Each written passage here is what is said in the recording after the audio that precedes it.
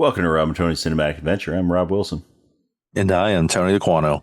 So, Tony, let's continue this year's summer blockbuster series. I think we should. So, there is one person who, for several years, owned the summer. He did, yes. Especially the 4th of July weekend. Now, this is not our 4th of July episode, but it's not. It is close to it. It's close. And this movie did come out on July 2nd. Okay. Of that year. The year of 1997.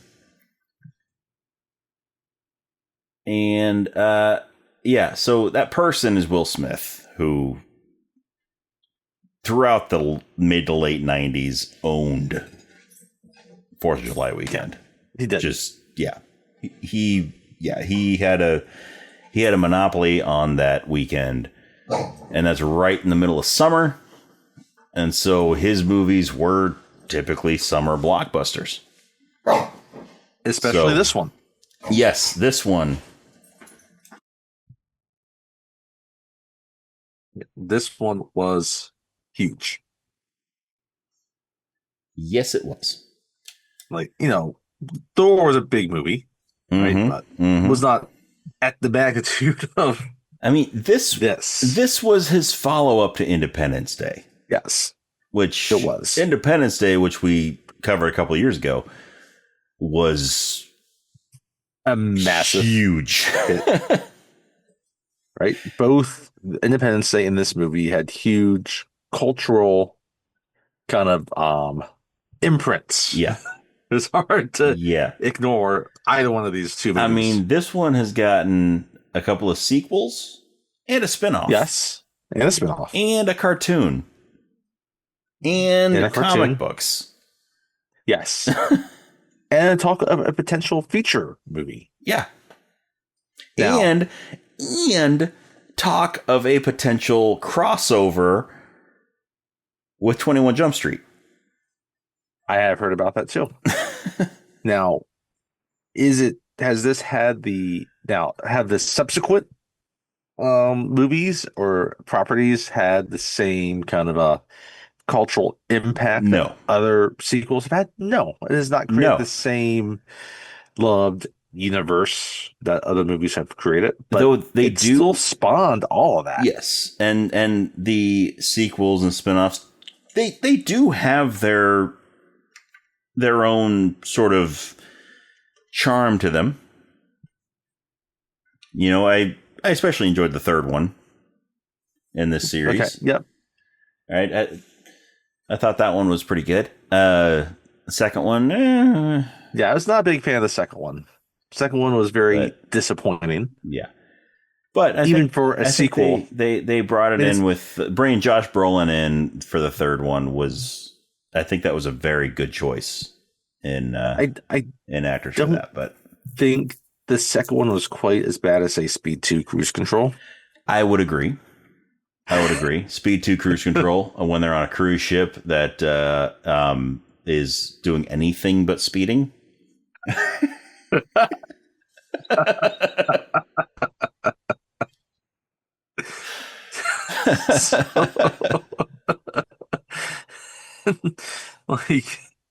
Anyhow, but yeah, still an enjoyable movie, but for all the wrong reasons. Right. But yeah, so even with the diminishing returns of the sequels, the third one was better than the second one. So the first one's still just it has not that they have not taken away the luster or the shine of the first one. Exactly. And the spin-off / sequel, the fourth one, I haven't seen it, but I haven't heard good things about it. Okay. But yeah. I used to watch the cartoon all the time in the late 90s. Okay. I remember the cartoon. I maybe watched it once or twice. I don't really recall, but yeah, anyway, the movie that we were talking about today is Men in Black. Men in Black, yes. Barry Sonnenfeld directed with obviously Mm-hmm. we said Will Smith, but also Tommy Lee Jones. What a nice combination. Yes, Tommy Lee Will Smith and Jones. Tommy Lee Jones.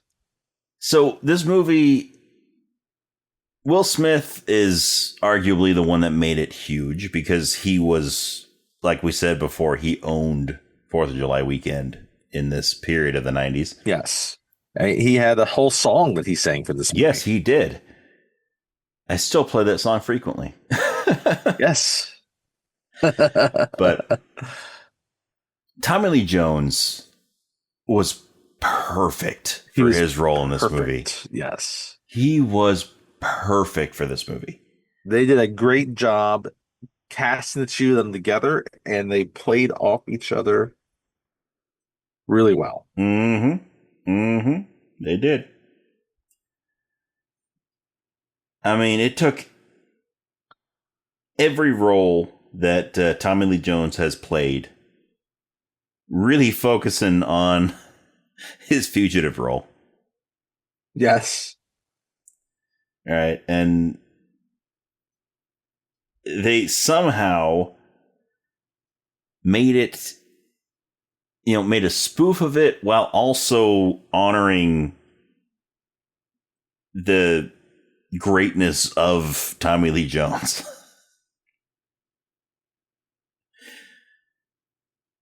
And yeah, it was just really, really well done. Here is one of the funny things about this movie, though. So this is kind of shifting back to Will Smith. David Schwimmer had been offered the role of Will Smith ultimately. David Schwimmer was going to be Jay. Yes. So can you imagine David Schwimmer with Tommy Lee Jones? Tommy Lee Jones. I don't know if this is Tommy Lee Jones and Ross.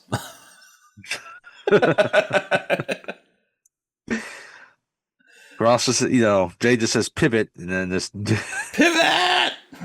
Kay's just staring at him. What? No. Anyway.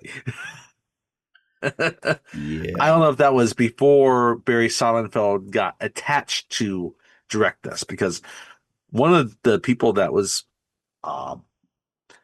considered to direct this was Quentin Tarantino, which would have been a very different movie than what this probably turned out to be. Yeah. But yeah, ultimately, I think it ended up working out the way it needed to work out, because I can't imagine any other actors other than Tommy Lee Jones and Will Smith. Yeah, same here.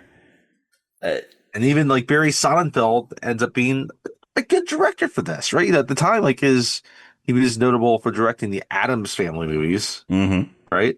Which kind of had a Tim Burton-esque feel to them. People sometimes kind of think Tim Burton directed those movies, but Barry Sonnenfeld did. Now, Danny Elfman scored this movie. He was always connected with Tim Burton. Now, I don't know if Danny Elfman did the Addams Family movies or not, but yeah, Barry Sonnenfeld also was before he did a lot of work for the Coen brothers. So I think his kind of offbeat, kind of darker sense of humor works well for this. A little bit macabre look to things, because I think overall it fits well. So yes. And then there's other good actors in this, like Rip Torn. Yes, Rip Torn is in this movie. Anybody whose first and last name mean the same thing?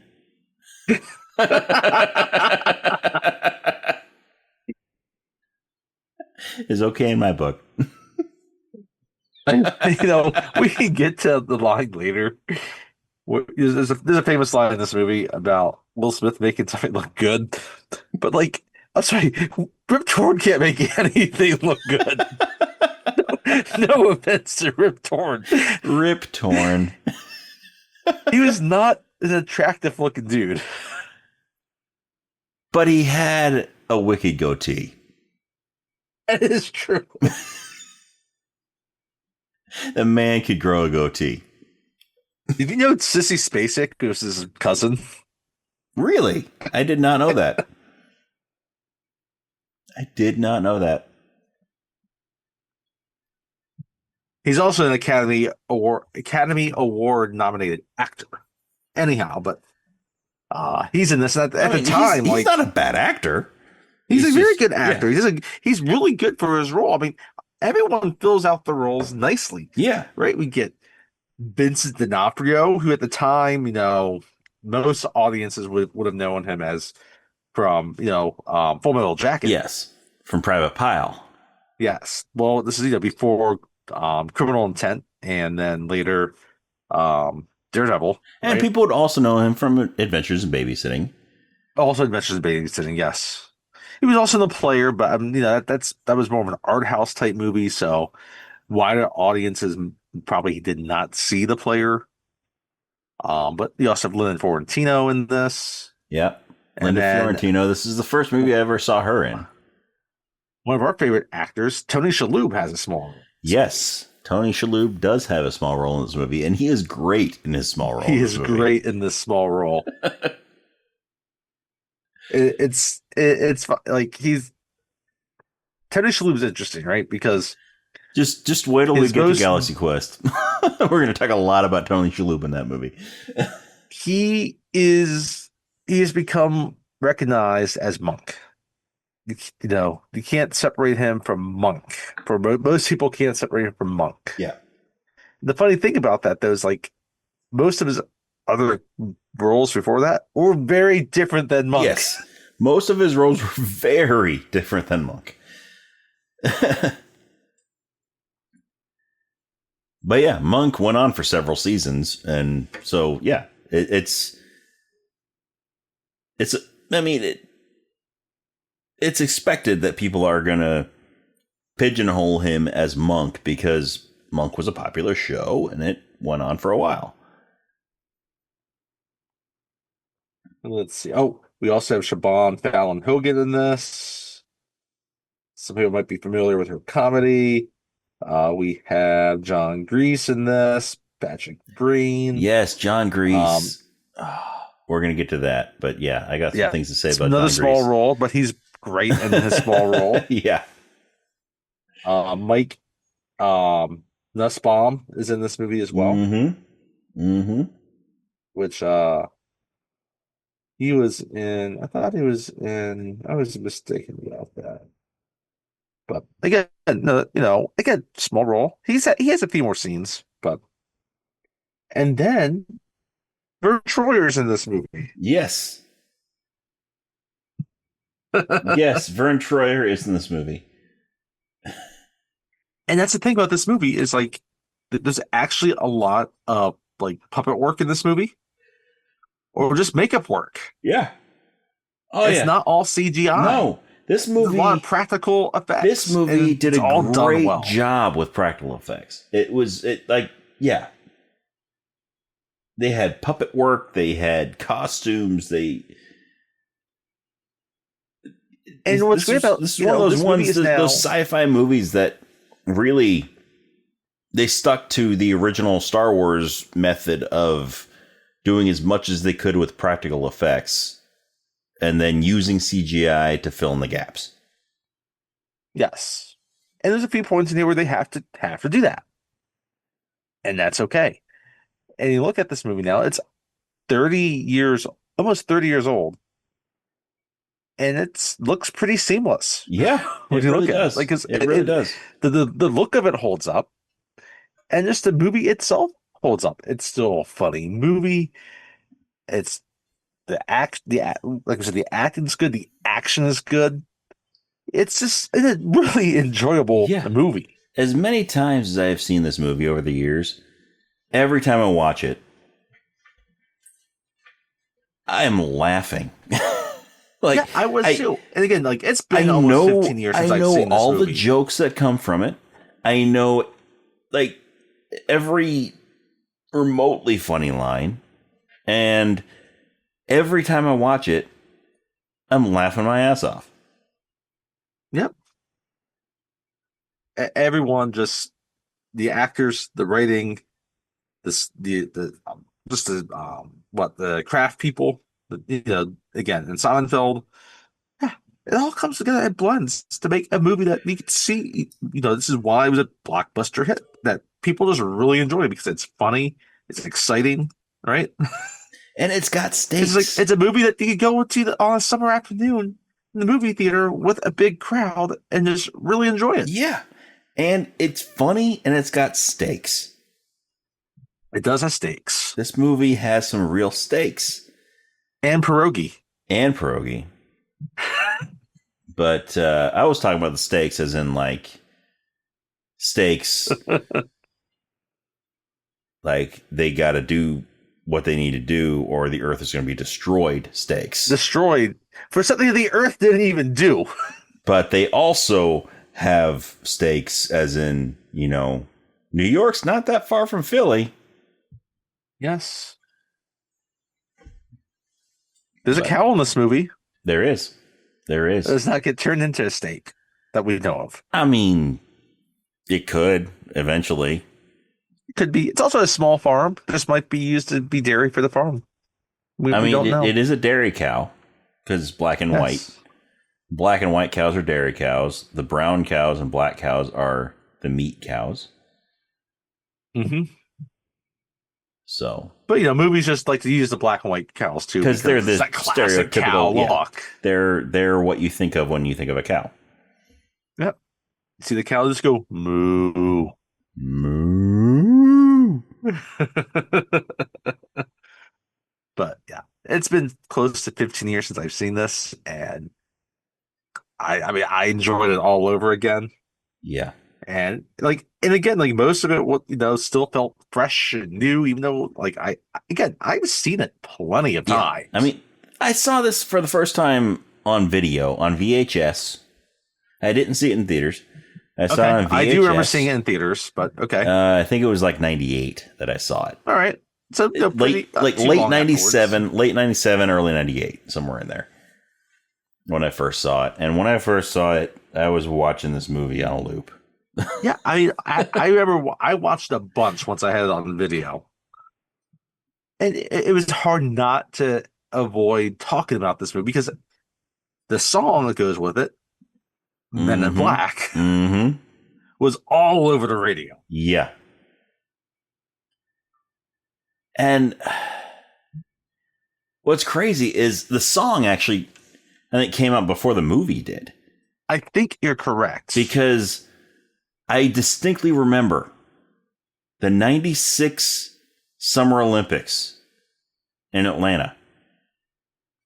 The U.S. women's gymnastics team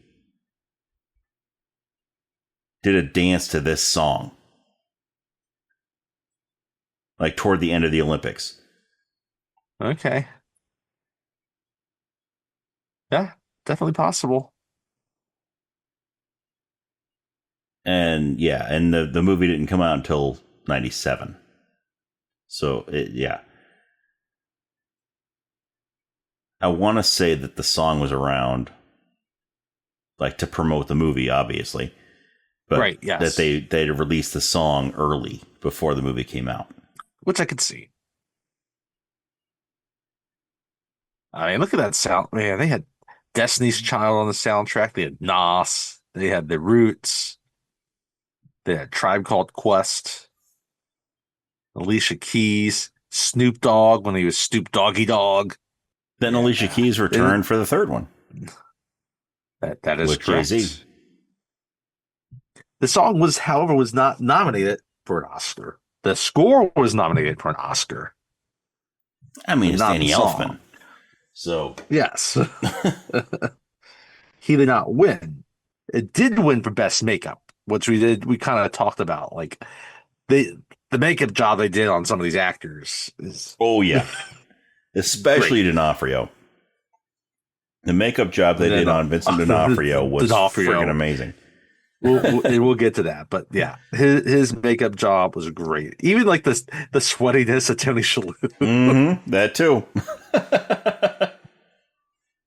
And it was also nominated for best art direction, and which I kind of like. It's not a movie you would think would get nominated, especially now.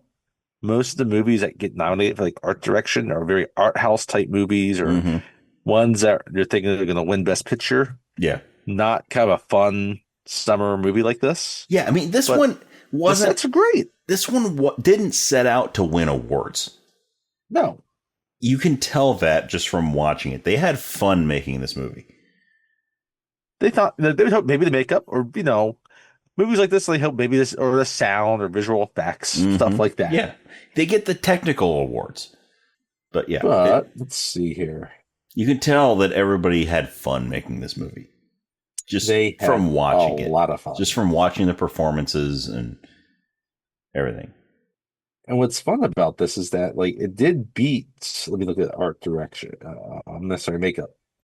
Yeah, this was best makeup was one of the few categories that year that Titanic did not win. Huh. They were to beat out all the cold dead people. Yep. So,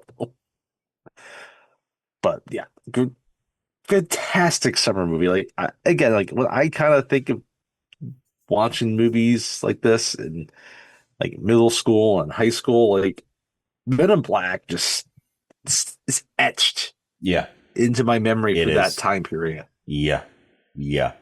And so I'm really excited to dig even more into this. Yeah. And every time I watch this movie, I'm flooded with memories of when I first saw it, the first several times that I saw it, because that first summer that I saw, I think I saw it in the summer. So yeah, it would have been It probably would have been something like that because it probably was Summer of close to a 90 year yeah. later. I think it was like summer of on video. '98. Yeah, I think it was summer of '98 that I watched it. But that summer, I was watching this movie pretty much nonstop. I loved it. It's and easy I have to do because so many fun memories of watching this movie back it's then. not a long movie. It's like 100 minutes, and it's really quotable. Oh yeah, it is. Yeah, it is. Not even the stuff that's not even just the jokes. There's just other lines that pop up in it that you just memorize and are just ingrained. That even if you haven't seen the movie in a long time, like, oh yeah, I remember that line. It's funny, like when this movie came out, like I saw it when I rented it, and then I would keep renting it, and it was like the strangest thing, like in the late '90s to early 2000s. Like every Christmas, my sister would get me my Christmas present was, let's see, Christmas of '96. She gave me Independence Day on VHS. Okay. Maybe it was late '97 that I saw this movie first. Because I think Christmas '97, she gave me Men in Black. All right. Well, that was clearly after I had seen it. So I rented it a bunch of times before that. So yeah, it must have been released, late '97 on VHS. I'm just looking at this right now. Men in Black was first released on VHS November 25th, 1997. Okay. That sounds about right then. Yeah. So yeah. So for a few years there, she would give you whatever the next biggest Will Smith movie was for Christmas. And then, once Independence Day was released on DVD, she gave it to me on DVD for Christmas. Okay. So it's like, because that would have only been a few years before you had DVDs. Not much. That was an early DVD. Yes. Men in Black was an like this, early though. DVD. So when it was released on VHS, which here's something we haven't talked about with it yet. The home video release was attached to a rebate offer on a pair of Ray-Ban Predator model sunglasses. Nice. And of course, Ray-Bans are already obviously popular, but it really this movie sold people on Ray-Bans. This movie sold people on Ray-Bans. It rejuvenated the Ray-Ban brand. Yeah. And I don't know if that was just if they approached Ray-Ban first ahead of any other. Yeah, I don't know. Did they go to Maui Jim first? And Maui Jim's like, I don't know about this. We want people to think about the beach. We don't want to have anything to do with your Alien movie and Tommy Lee Jones and Tony Shalhoub. Yeah, we hate Tommy Lee Jones and Tony Shalhoub. You know, we hate their movies. So, anyhow. Fugitive? That movie sucked. Wings? Come on. And I hear he's going to be in this movie called Galaxy Quest. I mean, that movie's gonna flop.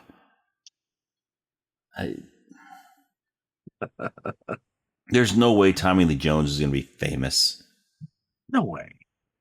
Will Smith, his star is fading. Yeah. I mean, I heard about this movie that's coming out in a few years called Man of the House. What a joke. Oh, goodness.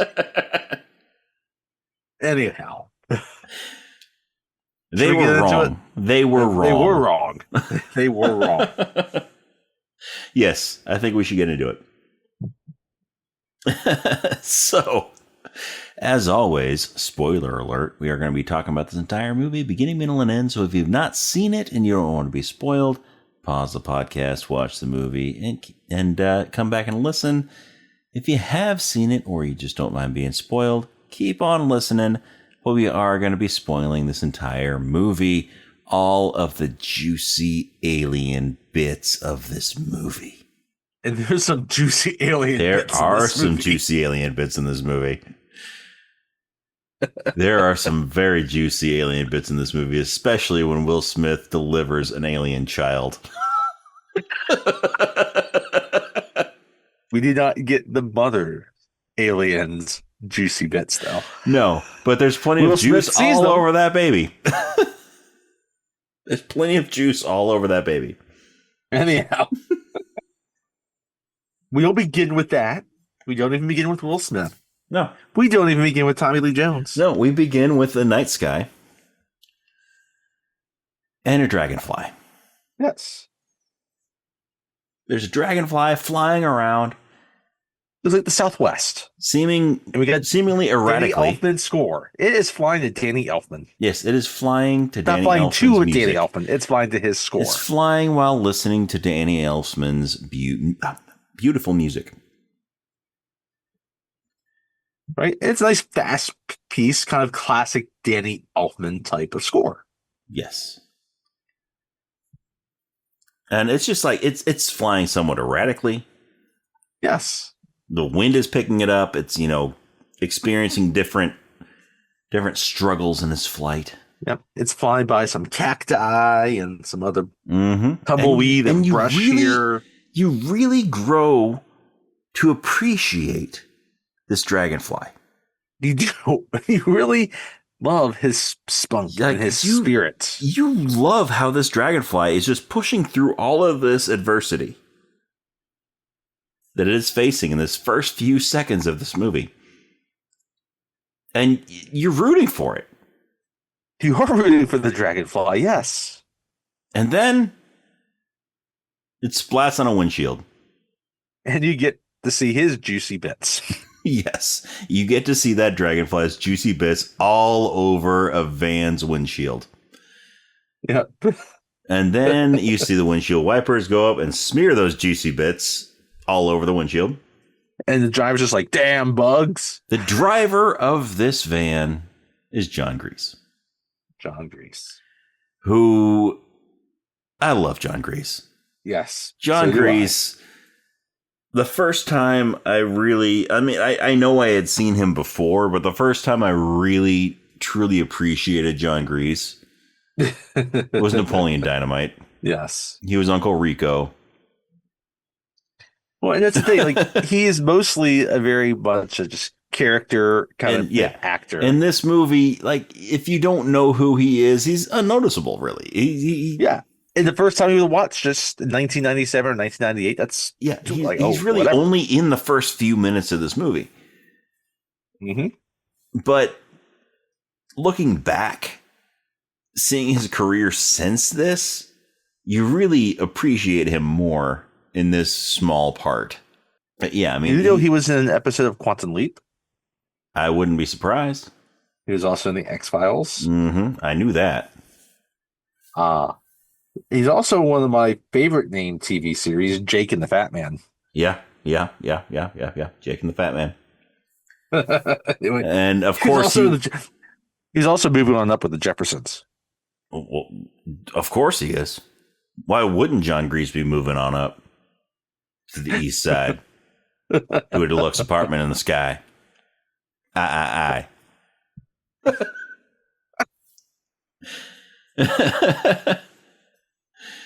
And of course, he was in Lost. He wasn't Lost, yes. Anyway, so he doesn't kill the dragonfly. He's just driving, and the dragonfly flies into his windshield. The dragonfly just happens to fly into his windshield, and then he hits the wipers without hitting wiper fluid. Nope. Which I always thought was interesting because he just smears the guts and the juices all over the windshield. It just makes his windshield even dirtier. Yeah. Instead of trying to actually like rinse it off with the fluid.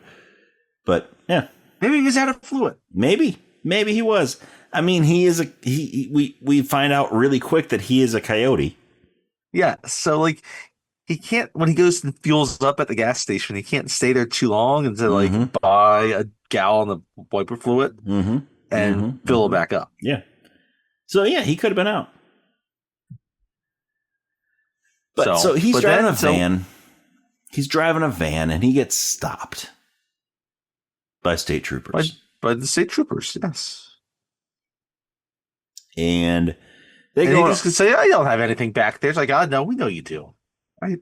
Yeah. And so they open up the back of it, which by the way, the state trooper that greets him at his van window is also from Lost.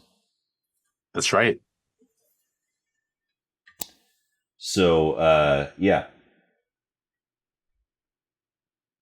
While you're looking that up, it's like, he tells him, like, oh, I just picked up some cargo. I was like, and, they go back to the van. And he sees, like, oh, you should have thrown that back.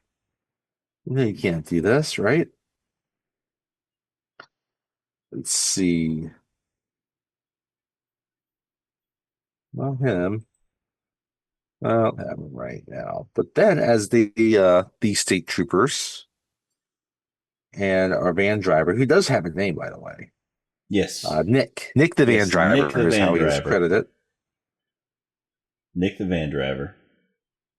This other black car shows up. And they're wondering about this. And Frederick Lane is the lead trooper. There he is. I see him. Yep. Frederick Lane. He plays INS Agent Janice. And in Lost, who is he? He is the U.S. Marshal that is escorting Kate. Oh, that's right. Yes. I see it now. All right. So as they're talking, though, this black car shows up. Out steps two guys that look like they're federal agents. Right? And they say, oh, they're from Section 7 or something. They're in like Sector that. They're from Sector 7 or something like that. And it's like, we got this. And yeah. And they're trying to say, hey, like don't vote no. Mm-mm. Yeah, it's these two guys. This. You stay right here. They're dressed in black suits and they look like government agents. And we have Tommy Lee Jones as one. Mm-hmm. And the other one? Right here, his partner just calls him K. Yeah. And we have Richard Hamilton is the other one. And he calls him D. K and D. And then K is just talking with some of these people that are in the van. Mm-hmm. And he's speaking in Spanish, and he's being very polite with them. Yeah. And he gets to one that he's going down the line. It's like they line them all up, and he's going down the line. He's talking to each one of them. It's like, oh, you're looking for work in Nogales? Like, good, that's good. Yeah, and they're answering him in Spanish, and he's just going down the line, and he gets to this one guy. He gets the last guy, and this guy's got 1,000-yard stare. Yeah, and he starts speaking to him in Spanish. He just looks vacant. Yeah, he starts speaking to him in Spanish, and Then the guy kind of starts chuckling a little bit, and then he starts saying ridiculous things to him in Spanish. And the guy just keeps on laughing at him. And he starts insulting him, and he's just laughing. And everybody's like, you have got no idea what I'm talking about. It's like, he's just laughing. And he's just like nodding his head. He's like, okay, I think we're going to take this one and let the rest of them go. Yeah, just let the rest of them go. Yeah. And like, wait, no, you can't. It's like, no. He's just like, Sonny, don't do this. Yeah. Right? They're going to go, and you're just going to wait over there. Yeah, you're going to go over there. This guy. You're going to wait. We're going to talk to him. We'll let all these other people go. They can just go about their business. And, these troopers are like, no, we don't want to do that. And so, yep. Yeah, so INS agent Janice is, he's adamant about they have to process these people. And while they're all distracted from him, this guy that has been laughing at all of the Spanish that has been spoken to him because he doesn't understand anything that's been said, he throws off his disguise and he's an alien. Yep. And he's been using basically, my guess is like he killed this other dude. I mean, yeah, it's not clear because the dude's head is on a pike, basically. And he's got a big like poncho on. And we'll discover that there's later in this movie that there are human body suits that are constructed. Yeah. But there's also bodies. People that will just wear an actual human suit. Yeah. So I don't know where this falls in, but then there are also aliens that resemble humans. And but this guy, this alien's name is Mikey. Yes, this alien's name is Mikey. And they had taken Mikey down to the bottom of this little ridge, and then like he starts charging back up at the INS agents. And he does not believe what he's seeing with this guy, just this blue alien with these multiple arms. Yeah. Charging He's got like 6 arms. 4 or 6 arms. D already has his weapon out, right? Yeah. It's but he's kind of struggling with it. He's a little bit older, right? D's a little bit older, and he pulls his weapon out, but he gets sort of shoved aside by Mikey, and so he's on the ground and he's trying to. Like it seems like his weapon jammed or something like that, and he's trying to fix it. And Mikey lunges at Janice, and just before he is in the air, flying at Janice, and he's kind of got this little snout with these fangs. Yeah, he's got his fangs out, and he just before he gets to Janice, he explodes. And then we see Janice is just covered with blue alien goo. Janice is covered with blue alien goo. And then, the camera pans over and we see Kay, Tommy Lee Jones, with his weapon out, with his gun out. And he's the one that fired the shot that exploded Mikey. And this is attracting the attention of all the other agents that come down and see just what happened. And Jay just very casual, hey, you got to be much more careful about discharging your firearm. Mm-hmm. You hit a pocket of gas over there. And I'm like, what? And so Kay pulls out this device from his pocket. And the other guys have, some of these other officers, they got their, their hands on their holster. Yeah. They're ready. Yeah. Okay. They don't know what happened. And meanwhile, it's like, all your answers are right here. Meanwhile, D is getting up onto his feet. He's getting up off the ground. And he walks over to Kay, and Kay pulls out this device, two of them, this cylinder, and they pull out their sunglasses. They put on their sunglasses. Mm-hmm. They put on their sunglasses, and they're like, "Yeah, all the answers to what just happened lie right here." And he points to the little light on this cylinder. And he hits a button, and there's this bright flash. And now everybody's just staring. They have a blank stare, and they're just staring at him. And this is when he gets into, you got to be real careful about discharging your firearm. And Like you're Yeah. lucky and blow up. Like, there's gas lines buried all over here. And he hit them, right? He knows how big of an explosion it's gonna cause. Right? He's like, we need to go over there and get checked out by the Yeah. paramedics. Go over there, Right? get checked out by the paramedics, and get yourselves cleaned up. And then all of a sudden you see all these vans coming. all these vans come in, and as some of these these guys INS are these agents are hazmat walking suits, away, and they got little flamethrowers. yeah, And they're just destroying all these cacti. Kay tells them, we need to decontaminate this whole area. So they got these flamethrowers. They're just spraying flame all over the place. So neutralizing the site, right? And while they're doing that, Kay goes back over to D. D's kind of sitting over by the car now, and he looks sad. He looks sad, but also he looks content. He looks resigned. He looks resigned. Yes, that. Resigned is a good word. Yes, he looks resigned. And then he looks up at the stars. And he's like, "Yo, they're beautiful. They really aren't are beautiful, aren't they?" And Kay's like, what are you talking about? He's like, the stars. I never really look at them anymore. I never really look at them anymore. But they really are beautiful. And Kay catches on pretty quick at what he's talking about. He's like, I am going to miss this chase. And Kay takes out his sunglasses again, puts them on. He takes out the little device. Takes out that cylinder, which we learn is called a neuralizer. Yes. But yeah, he, turns a couple dials on it. He's like, no, you won't. And then there's a flash. Yeah, he turns it backwards. So it's facing D. Yep. And yeah, D's like, I really am going to miss them. And Kay's like, no, you won't. And he hits that button. And there's this big flash. And now we cut. Nighttime in the streets of New York City in Manhattan. Yes. And Will Smith is chasing after this perp in orange pants. Orange pants and a t-shirt. And he's got his NYPD badge on his chain around. He's like, yep, around his neck. Like, stop. Freeze. He's like, freeze.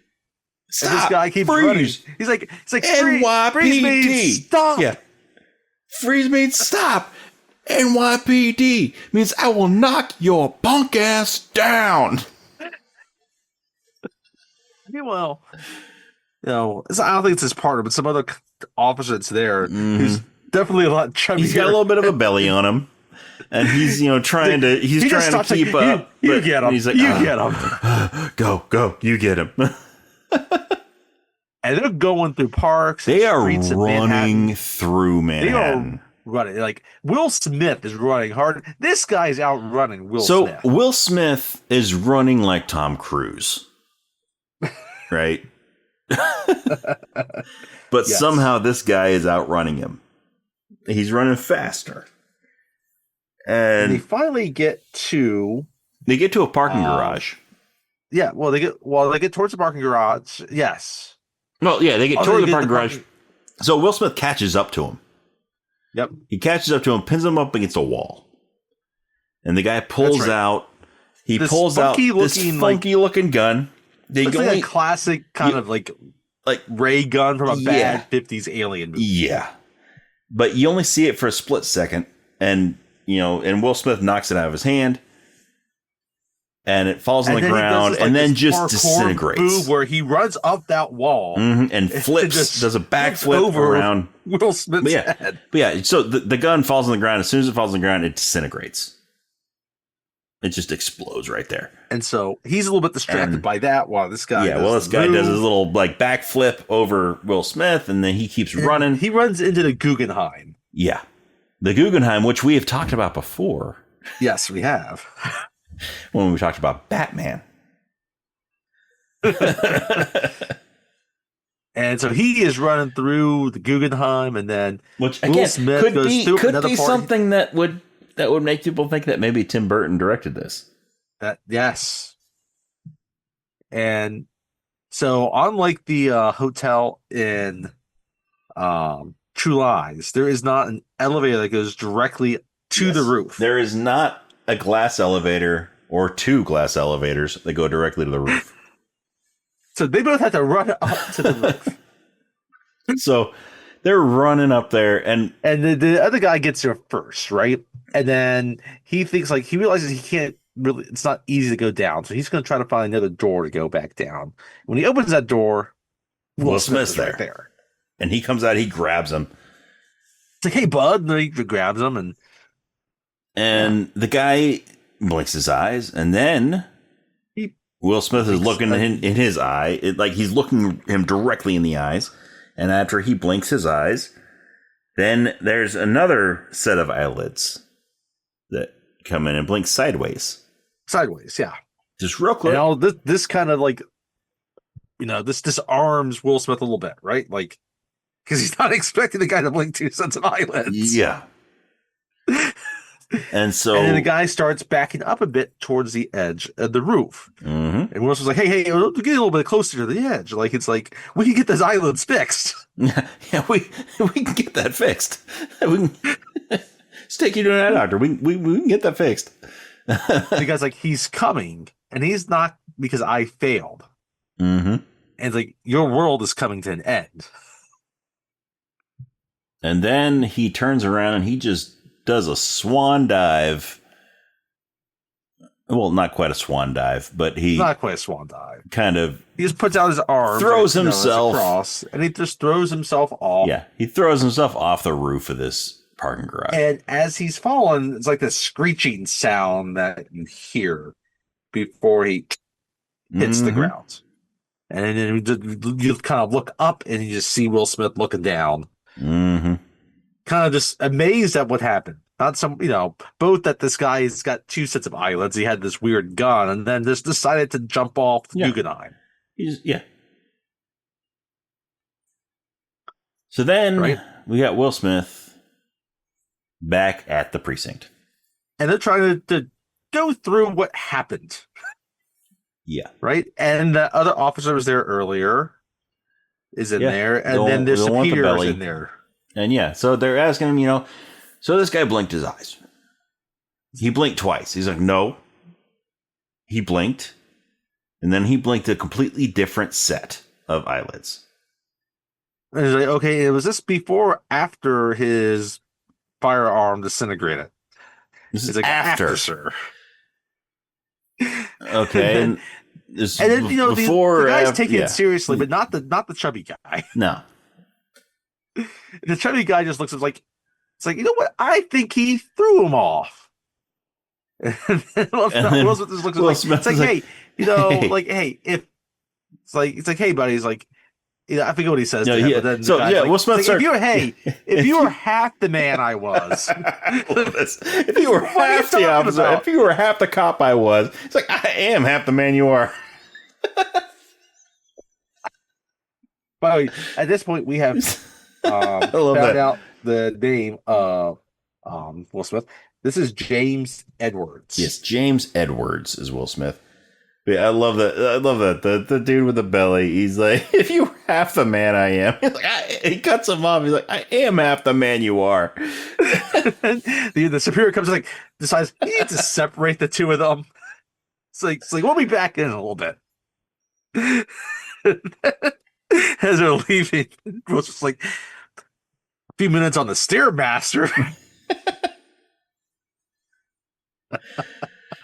And as they leave, and this woman comes in, played by Linda Fiorentino. And then we realize that she is with the city morgue. Yeah. She's like, I believe you. Yeah. She's like, I believe you. And then she goes right up to him. And she's, talking to him. She's like, I believe you. And then she's kind of pulled away. Yes. And then she's like, and he's just like, huh, what? And then he looks out, and the windows in this room, they're kind of fogged windows, right? So you can kind of make out the silhouettes of the people that are behind them. Yeah. And you see this bright you hear flash. Tommy Lee Jones like, hey. You just hear his flash. Yeah, you don't even hear his voice, right? You just see a flash. Mm-hmm. And then she's just standing there motionless. And then Tommy Lee Jones walks in from that room. The first thing he says is, from that room. There weren't eyelids, there were gills. Yeah. Yeah. They weren't eyelids, they were gills. It's like, what? Yeah. when he blinked his eyes. They were bills. They were gills. Like, so what are you talking about? Weapon again? Do you think you know point it out? You can recognize it? It's like, identify it? Absolutely. Yes. So okay, like, come with me. And once again, like, Tommy Lee Jones. Paperwork to do. Tommy Lee Jones is wearing a black suit. Looks like a government agent. And so so they're leaving, and his superior's like, "Hey, James, like, great job on this paperwork." And Tommy Lee Jones just looks at him like, "So you ran this guy down on foot? That's tough. Mm-hmm. That's double tough, kid." And then we cut to them, and they're coming out of that black car, the black Lincoln that we saw earlier. Well, right? It was not a Lincoln. It was a Ford. Is it a Ford? Yeah, it was a Crown Vic. It was Crown Vic. Yeah, Crown Vic. Right? And then, Will Smith's like, "Oh, this is Jack Jeeves' spot. All he does is sell some, Yeah, so they're walking up they're walking up to a pawn shop. And he's like, "This is Jack Jeeves' spot. I mean, what are you going to get here? He just sells cheap Rolexes." Right? And they go in. And they walk in. He's like, "Okay, but you know what? I'm going to do the talking. You just stand back there." Right? And then he goes in, and it's Jack Jeeves is Tony Shalhoub. Yes, Jack Jeeves is Tony Shalhoub. And he's just standing there behind the counter in a green shirt. He's got some watches on the counter. And it's like, how did these get here? Hey, I don't know. I was gonna turn these into you. Like, hey, Edwards, how'd these get here? Yeah. it's like I'm not concerned about those watches right now. I'm thinking about some more exotic stuff that you got, like guns. She was like, "What? What are you talking about? I don't sell guns. What you see is what you get. Is what you get." And it's like, and right now, Tommy Lee Jones is actually still outside. Right now, it's just no. Tommy Lee Jones is sort of standing in the doorway. Yeah, he's inside, but he's standing in the doorway. And Tony Shalhoub is just like, again, Jeeves is just like what you see is what you get. I don't have anything else. And that's when Jane was like, "That's not what I hear." Yeah. Right? And then Tommy's just like, "How about you show him the imports, Jack?" Yeah, show him the imports, and he pulls his gun on him. He's got this space-looking gun. Right, and he's like, I got out of that business, Jay. I mean, business K. I don't do that anymore. Like, show him the imports. It's like, and then Will Smith just looks like, Hey, Jeeves, like, he looks serious. He's like, serious. I would not test him. He is crazy. I would not test him.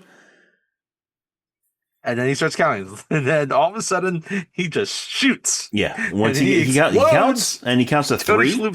And once he hits 3, he pulls that trigger, and Tony Shalhoub's head explodes. And now Edwards just looks like, drop the weapon. Yeah. Edwards draws his weapon. He draws his gun, and he is... he's pointing at Kay. He's like, drop the weapon. And then I warned him. Yeah. And then Jay's like, don't make me shoot. He's like, you warned him. Yeah, he's like, I warned him. You warned him. And then we cut back to Jeeves, and there's a little stump of a head that is starting to grow. Starting to grow. And then as it gets big enough to form words. Sensitive brick. Do you have any idea how much that stings? I love Tony Shalhoub. Like, he's just shaking his head like he's slobbering like a dog. And I love how, like, he's shaking his head as his head's growing back to its normal size, but also his eyes are off. Like, one's pointing one direction, one's pointing another direction. And he's got to sort of bang the side of his head to get him straight. And what's great about this part, though, it's like, okay, the makeup on this is terrific, right? And obviously, they had to use some computer effects to do this because Tony Shalhoub's head cannot just grow like that. Yeah. And he can't convincingly do a robotic head. They can't just blow up Tony Shalhoub's head and expect him to be alive later. But as much as we talk about, like, Will Smith is perfect for this role, and Tommy Lee Jones is, I can't see anybody else but Tony Shalhoub in this. This is like a 4-minute scene. Tony Shalhoub was perfect for this role. This is the only scene he's in? in the entire movie, but he was perfectly cast for this role. And so he decides that, you know what? I guess I'll show you the other goods. And he hits this little button under the counter. And this section of the wall flips, and there's a bunch of guns. Yep. And right in the middle of those guns is one that looks exactly like the one that the guy pulled on Will Smith. Edwards, he points to it. He's like, "You sure about that?" It's like, "Absolutely." And he looks at Jeeves like, "You piece of shit. You sold whatever the name of the gun was, an unlicensed cephalopod." Yeah, you sold a... Yeah, what was it? To an unregistered cephalopod. He's like, "You piece of shit." Tony Shalhoub's just kind of looking at this like, "He seemed okay to me."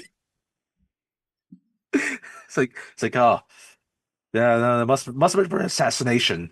I gotta get all the word out, and like, you can see Edward's face. He has no idea what's going on. Well, for Kay, he's just putting it all together, trying to piece together all the different clues he has about what's happening. It's like, all right. And he looks over at Jeeves like, "You're gonna get on the first transport off this rock, or I'm gonna shoot you where it don't grow back." He means his penis. I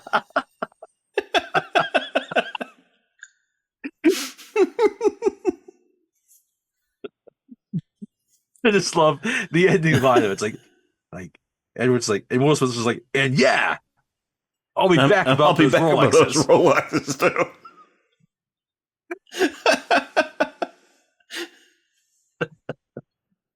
They walk out, and Tommy Lee Jones looks at Will Smith like, "You okay?" He's like, that's not exactly something you can unsee. Yeah. They go, "Don't worry. All I can assure you is that in the morning, everything is gonna be okay." And he puts on his sunglasses. He brings out that little cylinder and the little red light, and it flashes. And then we cut, though, not to the next morning. We cut to the two of them having dinner at this little diner. And Tommy Lee Jones is laughing his ass off. He's He's laughing, and Will Smith's just sitting there, just grinning, just no idea what's going on. And then they pay for dinner, and then Tommy Lee Jones hands him a business card. Yeah, he has a business card. So he just tells him, "Hey, you got to be here tomorrow morning." Mm-hmm. And all that's on it is it's just a blank business card. It just has an address. Yep. It's like one side is all blank. He flips it over, and there's just an address on the other side. And yeah, he's like, "Be here tomorrow morning." And so before we get to the next morning, though, we have to kind of cut back a little bit. So we cut to this little farmhouse in the middle of the country. It's nighttime, and there is Vincent D'Onofrio's voice, and he is yelling. He is yelling, angry. Yeah, right. And we just see this beat up pickup truck in the front of the house. This beat up old pickup. And then, all we hear, he's yelling, and like in the distance, in the sky, we see this streak. Yep, coming in the night sky. It starts getting closer, and he's like, "Don't you take that dinner away from me? It is poison, isn't it? I'm still gonna eat it." And it comes closer, and you just hear it screaming through, and it goes over the house. I know I can't rely on you. The only thing I can rely on around here is my truck. And as soon as he says that, this thing crashes into his truck. And then he hears this noise outside. Huge crater. And then he hears this noise, and out of the house walks Vincent D'Onofrio with a shotgun. Got a double barrel shotgun. And he's like, "It figures." Yep. He's in overalls. He's dressed like a farmer. Yeah. And so he walks up to that crater. And then we kind of see the front part of like the spaceship that just crashed through his flying truck. Saucer that just crashed into his truck. And you hear this voice. He's like, and the guy's like, "Please put your projectile weapon on the ground." He's like, "You can have my weapon over my dead body when you pry it from my cold dead fingers." Yeah, that's right. When you pry it from my cold dead fingers. And then the voice is like, your proposal is acceptable. And you then see this brown, you just like, see this arm hand like, come up and snatch him. grab him and pull him down into the And you kind crater. of hear him scream. And then All of a sudden you see like this skin suit of Vincent D'Onofrio fly up. This rubber looking skin suit of Vincent D'Onofrio fly up onto the edge of the crater and then gets pulled down into the crater. And then you see Vincent D'Onofrio climb up out of the crater, but now he's a little bit different. He's a little bit different, right? He's walking kind of funny, right? The skin stretched out a bit. And he cracks his head around a little bit. He can move the head around a little bit more than what a normal person would move their head. So Vincent D'Onofrio, he went all out for this role. He did. Right. So apparently John Turturro was one of the first choices. Oh, really? This, which I could see that working well, I could see that working, yes. But I think it ended up being perfect having Vincent D'Onofrio. I do too. Yeah, I could see John Turturro in this. But yeah, I think Vincent D'Onofrio was the right choice. But yeah, so D'Onofrio, in order to really get the movements down, he wore leg braces. So that he couldn't bend his knees. That makes a lot of sense. So like as much as he tried, he couldn't bend his knees. And so that's why, he has that wobble when he's walking. Okay. That makes a lot of sense. I like it. And I mean, right? it completely fits with D'Onofrio too. Yeah, oh, yeah. So Vincent D'Onofrio walks into the house, and we discover his name is Edgar, and his wife is there. And he's like, Edgar. She's like, Edgar, what was that? And all he says is like, sugar. Sugar. Sugar. Sugar. she's like, I've never seen sugar do that before. He's like, no, give me sugar. And she hands him sugar bowl. Like, yeah, she hands him the bowl of sugar. It's like, in water. So she gets a glass of water and she takes a spoon and scoops some sugar into the water. He's like, more. She scoops a little more. He's like, more. Like, more. So she just dumps the entire bowl of sugar in the water and then hands it to him, and he just drinks it down. He just chugs it. And then she's like, Edgar, your skin is hanging off your bones. Edgar, your skin's hanging off your bones. She kind of sounds like looks at the mirror. And, she kind of sounds like Butthead. But...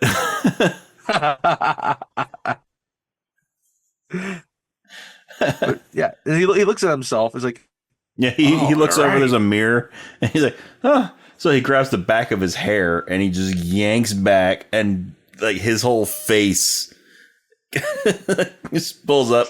He's like this big grin and this stretchy face. He's like, "Is that better?" She just faints. And he walks out of the house. We see the cow, and that's that. Mm-hmm. So now we cut back to the next day, and we're back in New York, and we're at the ventilation building for the battery tunnel in Manhattan. So, by the way, he walks out of the house with that shotgun. That's right. Yes, he's got that shotgun in his hand. But anyway, yeah. So we're at the battery tunnel. And he goes in the building, and there's a guard there. He's like, "Hey, some guy gave me this last night." The guy just points to the elevator.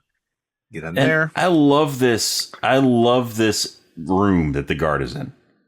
Yes, I love this room that the guard's in because there's a desk, and the guard's sitting at the desk, and across from him is a gigantic vent.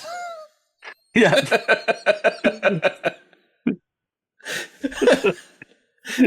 This is like a 12-foot by 12-foot vent. Yep. Right across from this guard. He's just staring at it all day. I love how there's just like these little streamers that are tied to it. But this is why it's nominated for Best Art Direction. Like little details like this. The little streamers are attached to it that are blowing in the wind from the vent. Nicolas Cage's hair is there too. Yeah, it's there. It's there. So he goes in the elevator and it takes him down to this floor. And in this room is Rip Torn. Like, this is a glass elevator, by the way. And a bunch of other guys. And these are all military guys, right? And the guy's like, have a seat. Rip Torn's like, have a seat. And he's like, he's like, maybe this elevator isn't glass, but it is in later movies, though. I guess we don't actually see his trip down the elevator, so. Right, yeah. We don't. True, yeah. And so there's like half a dozen other guys there. And they're all in like uniforms. Like, gentlemen, we invite you here today for a test. Yeah. We invite you here because you're the best of the best. Yeah, these guys. Army Ranger, Navy SEAL, right, Marines. Yeah, and they're all in these military uniforms. And Will Smith is there in like a t-shirt and jeans. And there's like these white bean-shaped chairs. These egg-shaped chairs. These egg chairs that they're just surrounded. This whole room it's this white room and there's a white table in the center. These egg-shaped chairs, and there's this white round table in the middle. And so after he tells them we asked you here because you're the best of the best of the best. And Will Smith kind of chuckles a little bit. It's like, why are you checking? Like, well, we still don't know why we're here, right? And then like, they want to answer Mr. Edwards' question. Yeah. And the guy next to him stands up, it's like, what's point? And by the way, the guy that's talking to them, the guy that's running this whole little meeting is Rip Torn. Yes. And so the guy calls him this other guy. He's like gives him his name up for like West Point, graduate with honors, and we're here because we're the best. You're looking for the best of the best of the best, sir. And Edwards laughs. Edwards just starts laughing. Like, Rip Torn's like, what's so funny, Edwards? Like, he's really excited, but he still has no idea why we're here. Yeah, he's like, I'm looking for the best of the best of the best, sir. And he like fixes his salute with honors. And then Rip Torn looks over at what's obviously a two-way mirror. Mm-hmm. Tommy Lee Jones is on the other side of the mirror. Has a little smirk about it. And so then it's like they have a written test. Yeah, they give them all a written test, right? They give them a little booklet. And they all go to each of them has their own egg chair. Yep. And when Edwards goes to open his with his pencil, he ends up breaking the pencil. Everybody goes and they put their pencil in there and they swipe it up real quick and break that little paper, that little paper seal that's keeping the book closed. And so, when Edwards does that, he goes and he breaks his pencil. Everyone else does not break the pencil, but everyone is still having trouble writing on their thing because. Yeah. So first off, so Edwards breaks his pencil, and then he goes to just try to open it, and he rips the first page in half. That's right. Yeah, and everybody else is trying to figure out how to hold this thing like. Others are trying to use the space there and the egg chair. They're trying to use the side of the egg chair. Some of them are just like trying to do it, just hold it up in front of them, but it keeps on flopping over. And then one guy's trying to fill in a little bubble, and he pushes his pencil through the paper. That's right. And Edward sees the table. Edward's just watching them. Edward's watching them do all this. I'm going to go get that table. And he pulls the across, and it just starts making the terrible screeching noise. He just starts dragging that table across the floor, and it's just making this terrible screeching, like nails on a chalkboard kind of screeching. Everyone's looking at him. All right, and he gets close enough to the table. He starts filling in his bubbles. He looks at the guy that's from West Point to the left of him. He's like, "Hey, you want in on this?" I love that.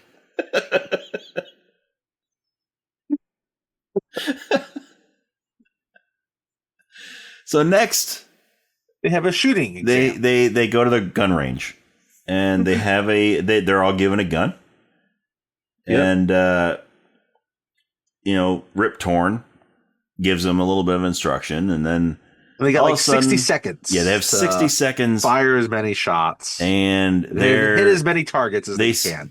They start like there's and a everyone strobe starts light right away. Like, the lights go out, and then the strobe light starts flashing, and then you see all these little cardboard cutouts of aliens and stuff like that. It's almost like a video game, like a classic video game where you're supposed to just shoot what pops up. So, like, as soon as it shows all these aliens popping up, and then everybody is just shooting. They're unloading their magazines on this. And Edwards, he's looking around. He's looking around. He's not shooting at all. And he finally fires one shot. Finally, the horn goes off. He fires one shot. Then that alarm goes off, and Rip Torn says, like, Edwards, what happened? Hesitated, sir. And like, okay, well, I was just wondering why. Had a little like remote control that he could bring forward the targets, right? Yeah. And so he hits it, and he brings the target forward. He's like, "Do you want to tell me why you thought little Sally deserved to die?" and this little girl with school books and pigtails, and she has a bullet hole right in the center of her forehead, right between the eyes. Perfect shot, right? I love it. I love his explanation. Like, well, first I was going to get this guy hanging from the light pole. This guy hanging from the light pole, he's just working out because it's this alien that's hanging from the light pole, and he's got this. Yeah, I realize he's just working out, and I'd hate it if I was in the gym. Someone busted in the gym while I'm on the treadmill and popped a cat in my ass. And then I was getting this snarling looking guy, but then I realized he's not snarling; he's sneezing because he looks in his hand. He's got this wadded up what looks like a tissue. So then I saw little Sally here. Carrying, it's nighttime. It's nighttime in the ghetto. Little white girl walking around carrying quantum physics books. There's something not right here. And it kind of zooms in on her, and she's carrying quantum physics books. It's like, I think you should respect my judgment, and you should get off my ass about this. Or do I owe her an apology?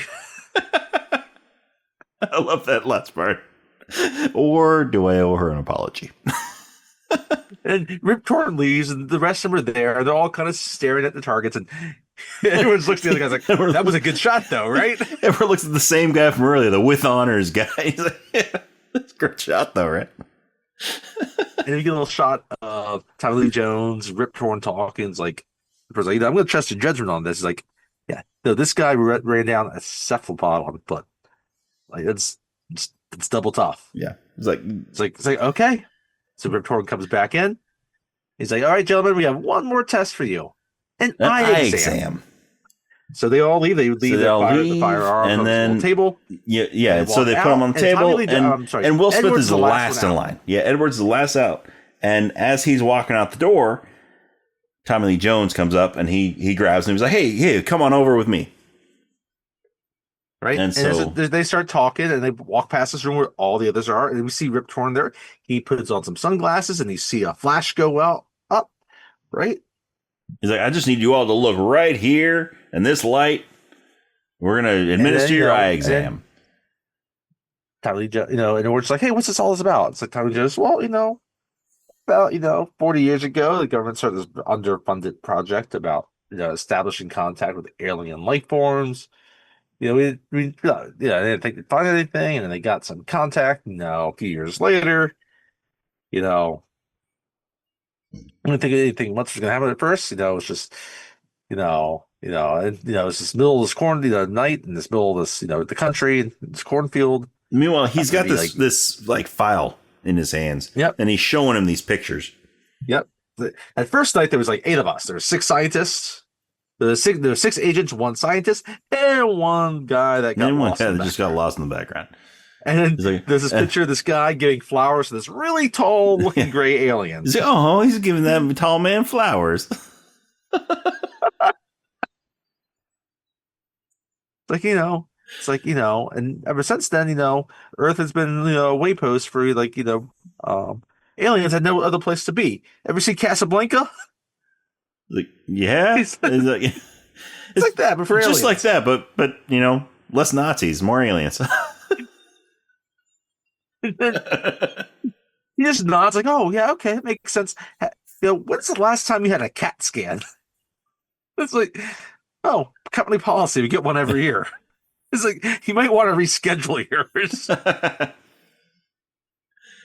And you can tell like he's not buying any of this. he's not buying any of And it. so then Kay's like, you know what? I need some coffee. I'm thirsty. I need some coffee. So they go into this break room, Little break room. and there's these little aliens that are called worms, even though they don't look like worms, No. but they're called the worms, and they're sitting there at the coffee maker, and they're chugging along on some coffee, and they're talking in some alien language, which, by the way, the language that they're speaking is Huttese from Star Wars, the language that Jabba the Hutt speaks. Nice touch. But yeah, so And what I love about them is they're not just drinking coffee, pouring coffee; they're also smoking Marlboros. yes, they're smoking Marlboros. That's like And they come in, they greet this movie Kay. had been made 5, 10, like this had to be made in the late 90s. Yeah. Any later, they would not have had these aliens smoking Marlboros. Marlboros. But yeah, so when Kay walks in, they greet him. They're like, Kay! Again, they're speaking to him in some language. They're he knows speaking to him in Huttese. And so, he starts speaking to them, and he goes up and he pours himself a cup of coffee. And the classic little poker coffee cup, styrofoam cup. And then he looks over at Edward. He's like, "You sure don't want any coffee?" And Edwards is like, no, he's just no. like blown away by this whole sight. And then he gets his little creamer. He starts stirring his coffee. He's like, he tells the worms, catch him later. And they walk out of there.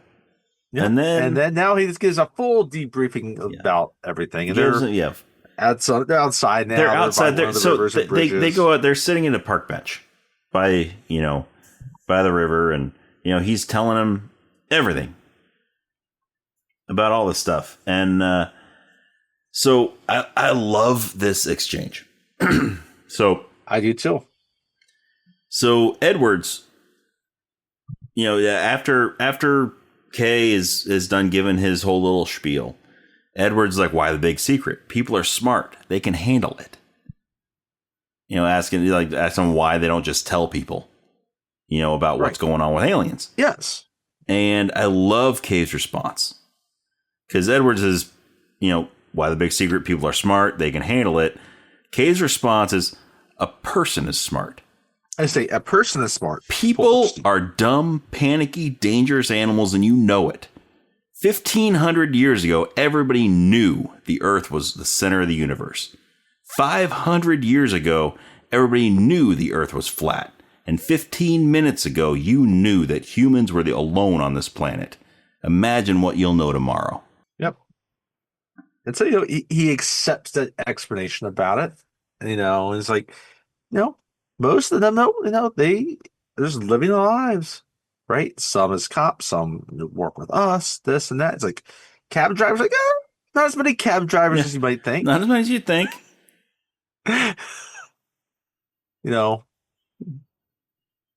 And if I was like, so what's the catch if I work with you?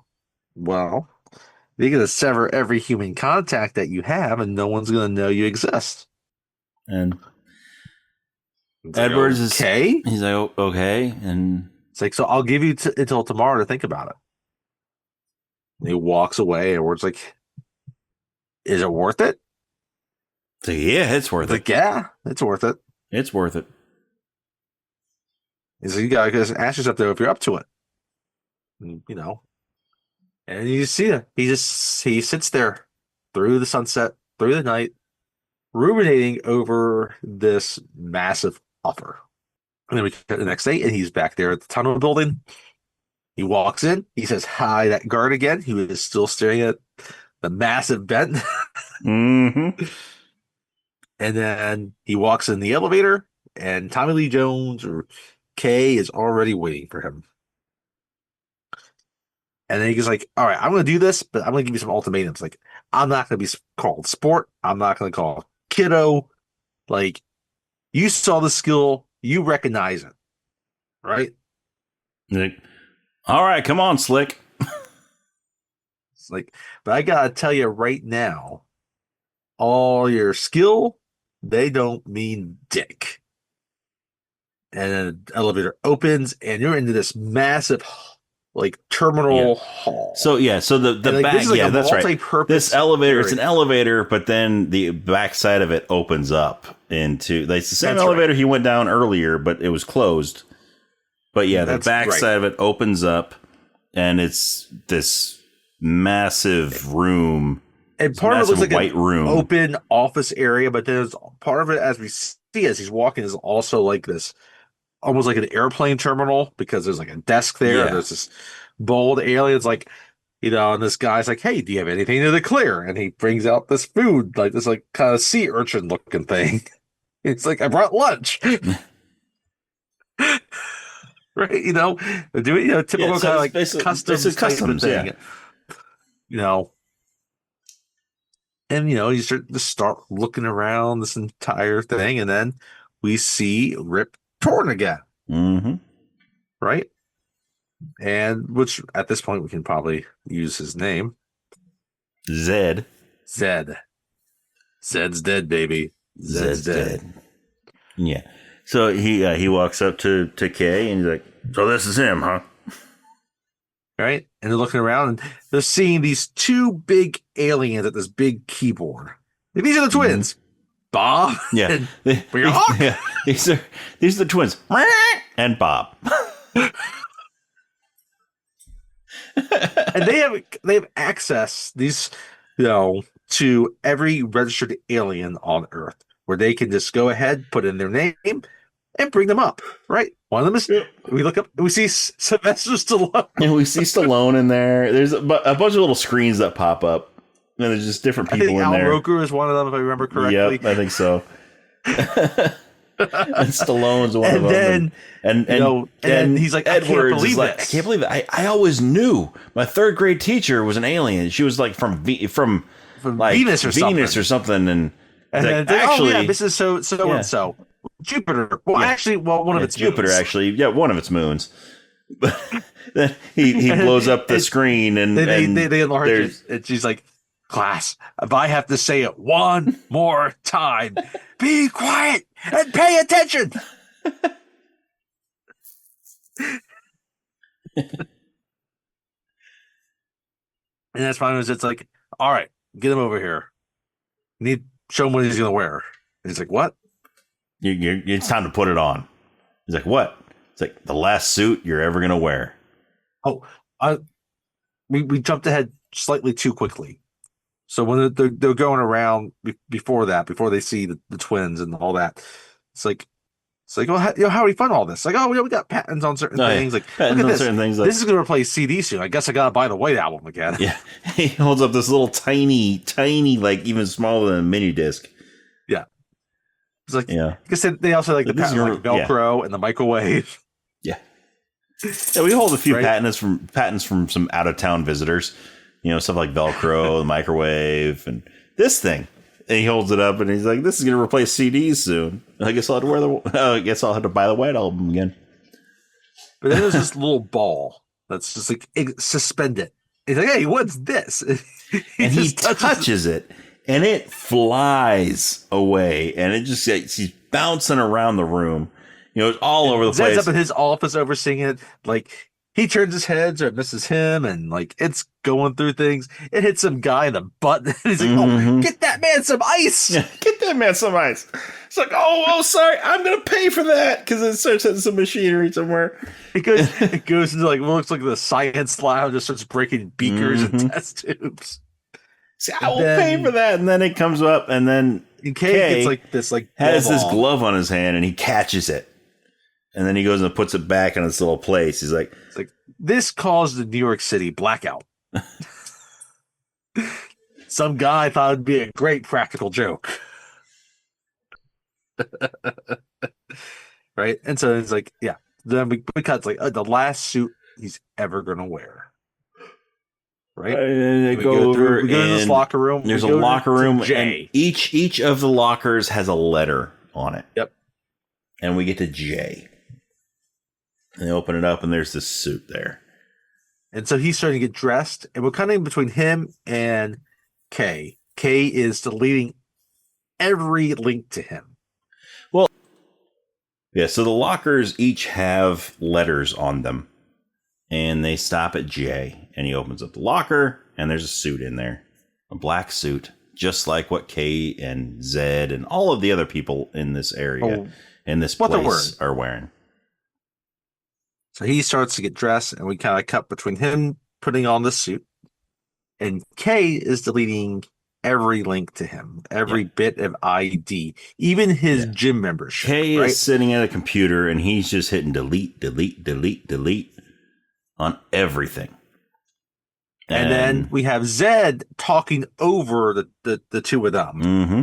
And he's just saying, like, you have never existed, blah, blah, blah, blah, blah.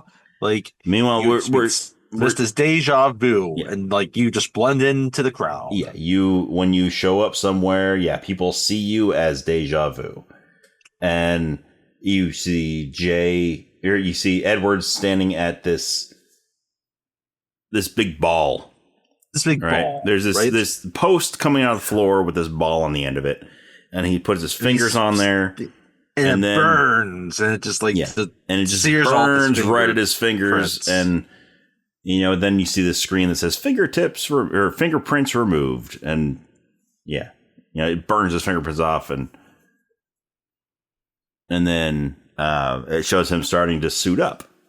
Meanwhile, Kay is at his computer, and he's deleting stuff, and he gets to his name, James Edwards, and he just starts it one letter at a time. He's backspacing until it gets to J. And it has a new entry, and he just leaves it at J. Not J-A-Y, just the letter J. Mm-hmm.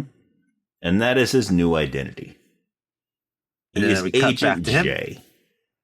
He walks out in this suit. He's like, hey, you know what the difference between you and me is? And I make this look good.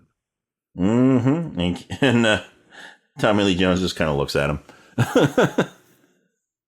We should bring up too, when he walks in earlier this day, when he walks into the giant room, they have a picture on the wall of the two for the New York's World Fair. Yeah. Back in the 60s, and how that was the cover for the alien spaceships. Yeah. So these two saucers up on the top of these poles. That it was the cover for these two alien spaceships was they turned them into these attractions at the World's Fair. So anyway, we cut off of this now from the Men in Black back to the farm, right? And there's this little like barn, and an exterminator shows up at this barn. Mm-hmm. Zap it. He's got a green truck. Exterminator. And he walks in. Zap him. And he sees this zap him, not zap it. Zap him. Okay. He sees his cockroaches, and he starts kind of Ken spraying. Thorley is this guy's name. The Zap 'em man. And then from behind, Edgar, or Vincent D'Onofrio in the Edgar suit shows up. Like, what are you doing? It's like, oh, we got an infestation here. This is really bad. Don't you want me to take care of it? It's like, in the worst way. And he takes his little fumigator, little gun sprayer thing, and holds it by the mouth and just shoves it down his throat. Yeah. And kills Zap 'em man. And next thing we know, we just see him trying to shove his flying saucer into the back of the exterminator truck. Yeah. So, and then so we cut back to the Zed and Jay and Kay. He's like, they're just doing a debriefing about what's going on. And they see, he's like, oh, they get this alert about some alien out of the zone of where he's supposed to be. Mm-hmm. It's like, oh, that'd be a good one for Like, Junior that's a here. good one for Junior Take him here. along. I love this because he when he first started, he's like, I don't want anybody to call me sport or boy or whatever. And right away, Kay is like, all right, Slick. And now Zed is like Junior.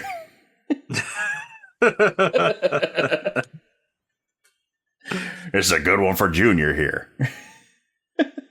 They walk out.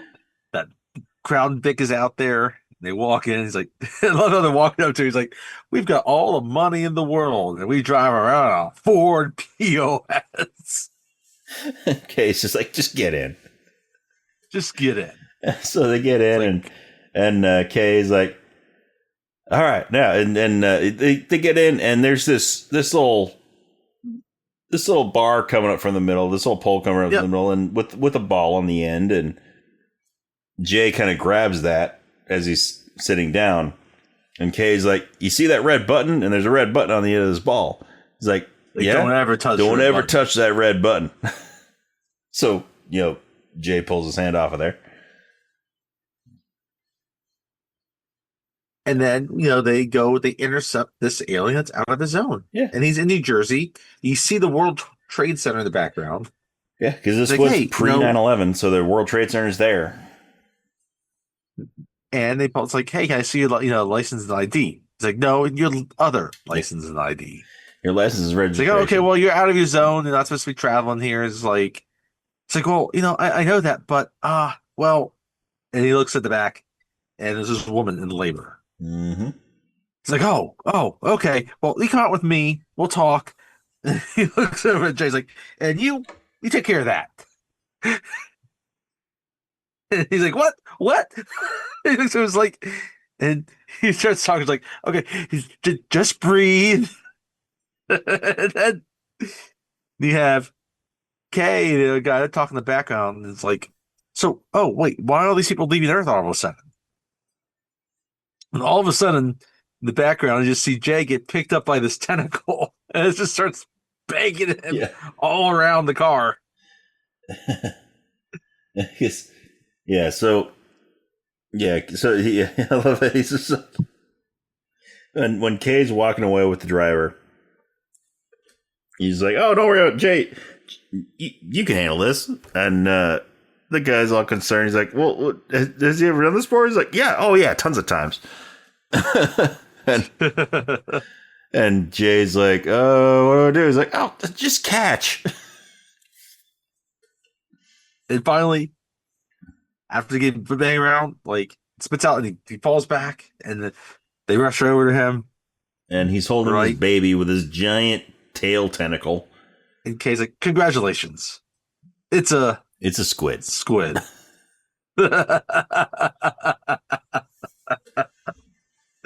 And then Jay's like, oh, it's kind of cute.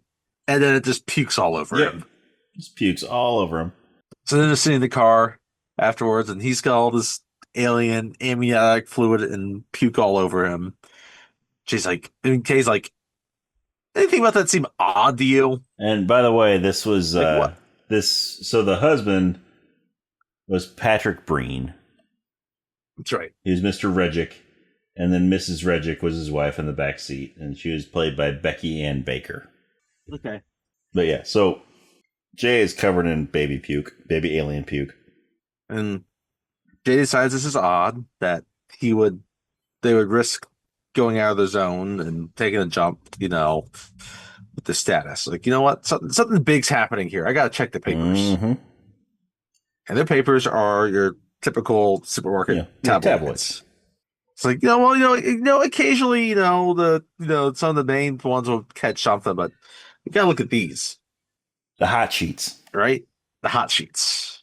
And they end on the last one. It's like, alien stole my husband's skin. Right? And you see, like, it's, you see this picture of it, right? It's like, oh, we found it. Here we go. Right? We cut to them and they pull up to Edgar's house. Mm-hmm. And they go in, and Edgar's wife is there.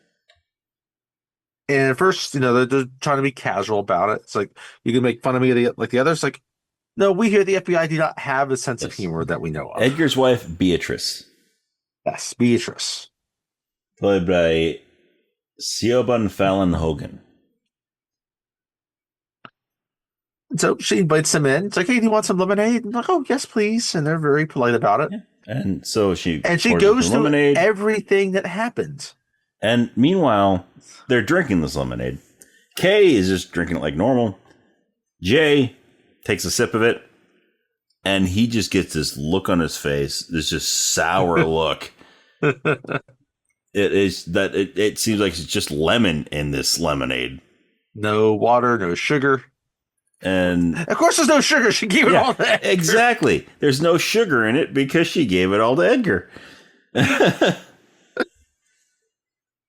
And he looks down at the little coffee table, and there's Edgar there, and looks like he's been hunting, and he's got his shotgun up in the air. Mm-hmm. And he's like, this guy was this ugly before. Yeah, he's looking at this picture, and And then finally, Kay is like, say anything unusual? Well, yeah, he asked for water or sugar, or sugar water. We got a bug, and so they go back out. He looks at the little crater. Well, he's got this little testing device that he scoops up the soil. Mm-hmm. He's got these little lights on it. But, he's like, oh, please don't be green. Please don't be green. And it's green. And he's like, yep, we got a bug. I suppose you don't know what type of alien causes this to turn green. It's like, oh, damn. Alex asked that last night on Jeopardy. And on Final Jeopardy. Like, nope, we got a bug. And I forgot, before they went out there, once she said the thing about sugar water. Sugar water. He wanted sugar water. He taps Jay on his get your sunglasses out. He put them on, and he just stands up and he flashes. And he pulls up the neuralizer, and he flashes Beatrice with it. It's like, what you saw was the light of Venus refracted by a water balloon. And then Jake chimes in. Jay's why do you just flash that? And it creates it erases a memory, and you give her a new memory. It's like, come on, give her something good. And Kay's like, okay, well, be my guest. And Jay's like, well, here's the thing. Well, first he's like, okay, well, in the meantime, you're gonna go and see your mother. Yeah. It's like, he's like, so. Edgar, like, actually, you know what? Edgar left him out. Yeah, you threw him out, and now you're gonna go see your mother. But first, you're gonna go down to Bloomingdale's. You can get some nice dresses, get a facial. And then and get a designer here because this place is damn. I love the Will Smith. Damn. And so when they're talking about the soil later, it's like, so when do I get one of the little flashy things? Like, when do I get one of those flashy things? Like, when you grow up. And then he's like, wait, Kay, have you ever flashy thinged me? No. It's like, no. Hey, come on. I'm serious. Have you ever flashy thinged me?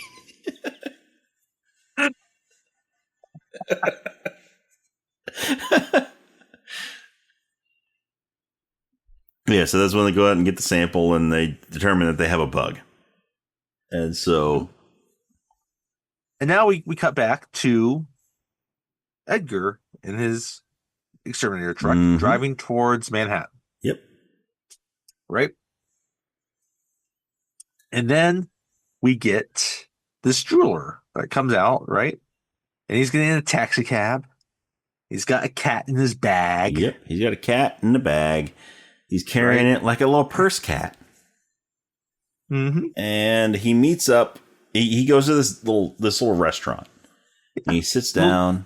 Typical New York. It's not a diner. It's not a New York diner, but small, typical New York restaurant. And what we didn't mention earlier, when we were at the Men in Black headquarters, after Kay took Jay down the elevator, and they're walking past all these people. There's this one guy in line that's taller than everybody else. Yep, bald, taller than everybody else. He's got kind of a janky looking face. And he's noticeable among all the rest. Lawrence from Addams Family. Yes, exactly. Exactly. He's Lurch. And he's the one that is meeting up with this jeweler, right? And they get together. They hug, and he's got this little kind of small case thing, and the tall guy's like, this little like round, and they're speaking in alien language. Yeah. And so this tall guy is like, is that what I think it is? And he's like, oh no, that's just jewels. That's just diamonds. Jewels and diamonds for my kids. Yeah. He's like, oh, okay. I ordered, like, let's sit down. I ordered a pierogi. He's like, yes. I know you love pierogi.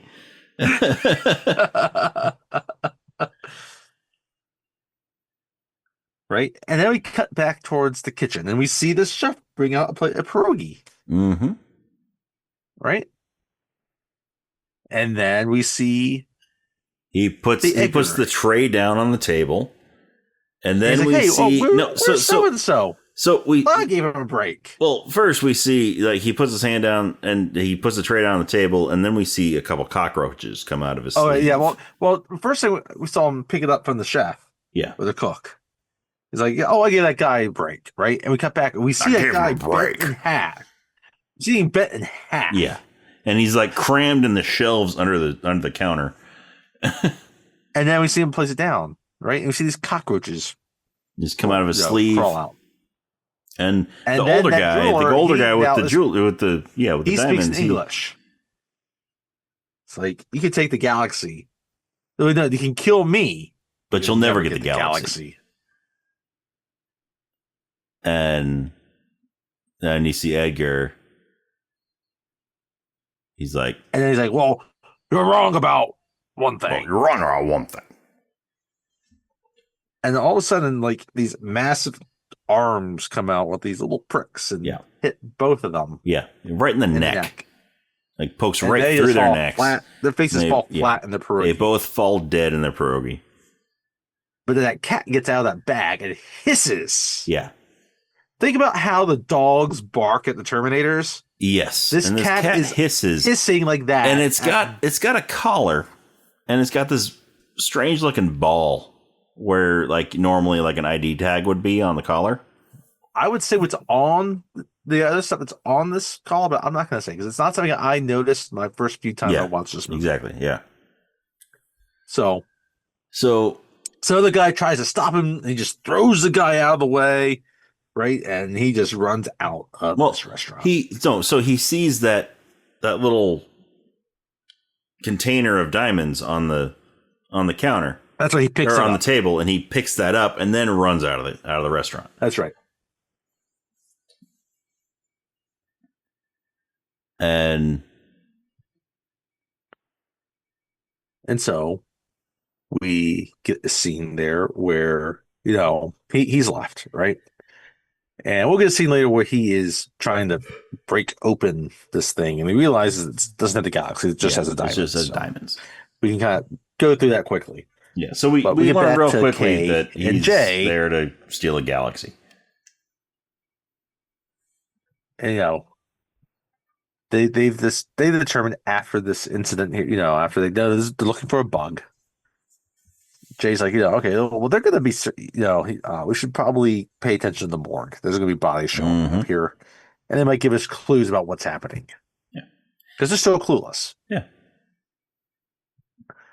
and we should mention that before they start going to the morgue, there's a scene where Kay is at his desk, right, and he accesses the satellite. He puts in a name.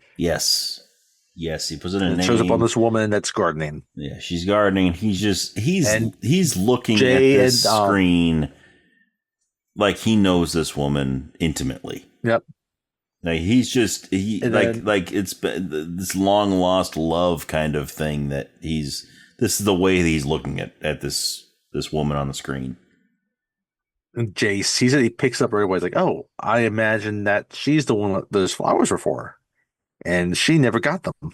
And right away, Kay just hits a couple buttons He's, and the screen yep, goes black. He's like, and let's he go. just kind of nods his head. Says, yeah, yeah, that's It's like, right. let's go. And Jay's like, "Well, it's like they say, it's better to have loved and have lost to have never loved at all." Kay looks at him and is like, "Try it." Yeah, he's like, if you ever tried it. Okay. So they know they need to look for the morgues now, right? And so before, so we have a scene where it cuts, and now we just have Linda Florentino, Yeah, Linda right? And she Fiorentino. is she's a medical examiner, right? Yeah. And she is looking at the older guy, right?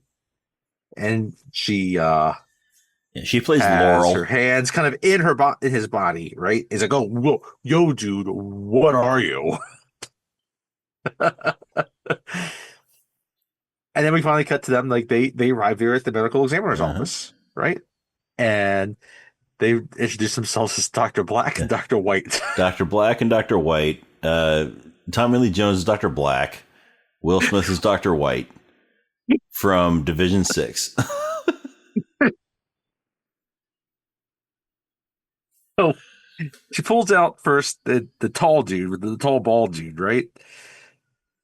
I was like, "Oh yeah, no, well the first body, there wasn't really much, with him other than that he was broken in half." Not sure about this guy yet. I haven't examined him. This other guy though, he's a little bit more weird, right? And so Kay's like, "I'll look at this guy. You go with over her, or look at the other Yeah, body." you go with her, yeah. And so they go, and so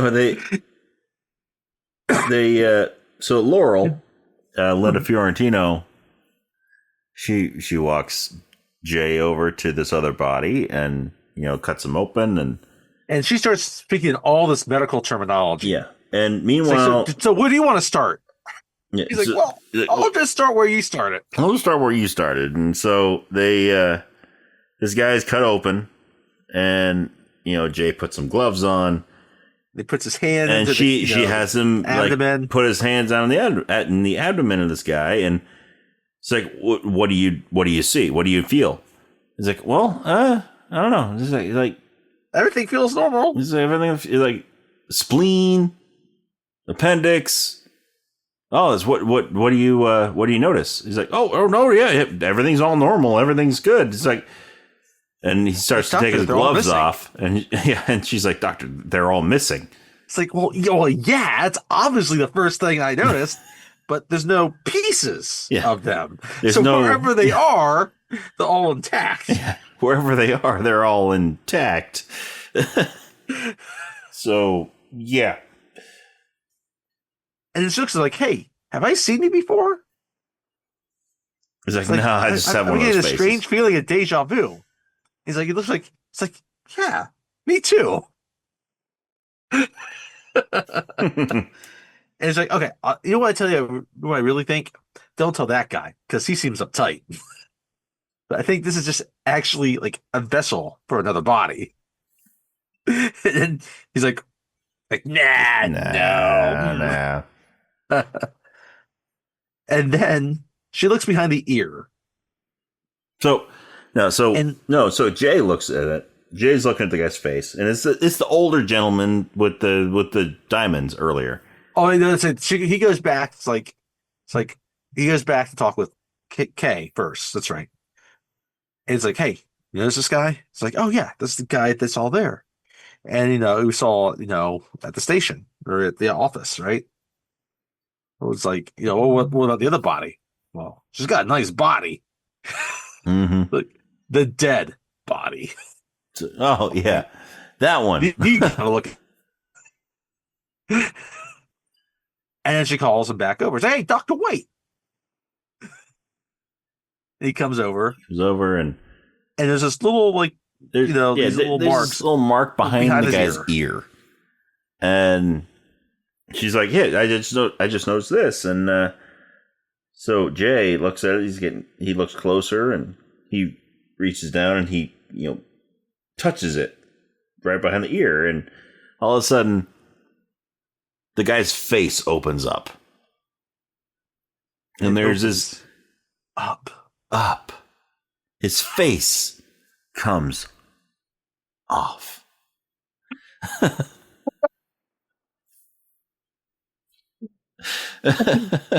There's a little green alien in the There's middle of this mechanical tiny head. alien in the middle of this guy's head. And he's gasping for breath.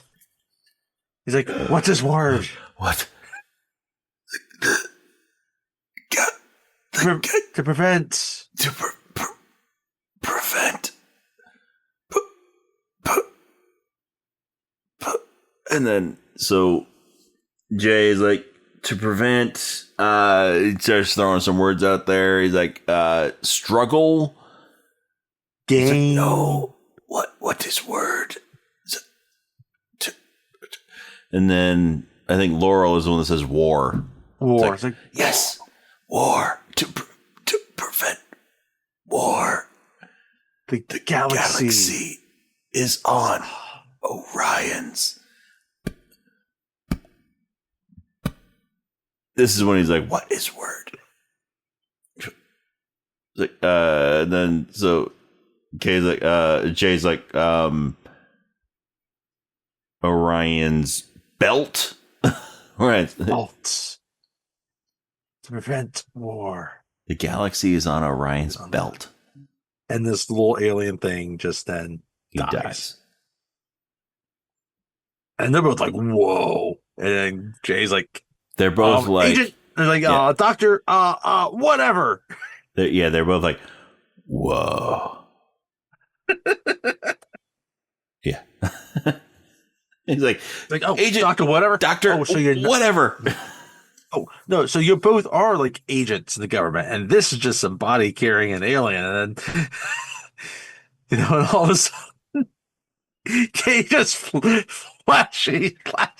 Laurel. He pulls up the neuralizer and he flashes Laurel with it. And then Jay takes his. Like, what are you doing? Why are you flashing thing in her? And then she's like, "Hey guys, I'm really gonna need to see some ID." He flashes her again. Flashes again. I love how Jay. Jay just barely like gets he barely gets his glasses up. He doesn't even get them around. They're still folded. He just puts them. They're still folded clothes, and he just holds them up. Like, you're gonna give her brain cancer. You're gonna give her leukemia or something. You're gonna give her brain cancer or something. It's like, why do you keep flashing thing in her? And then Jay's like, "Oh man, the Orchilians are not going to be happy about this. This guy was royalty."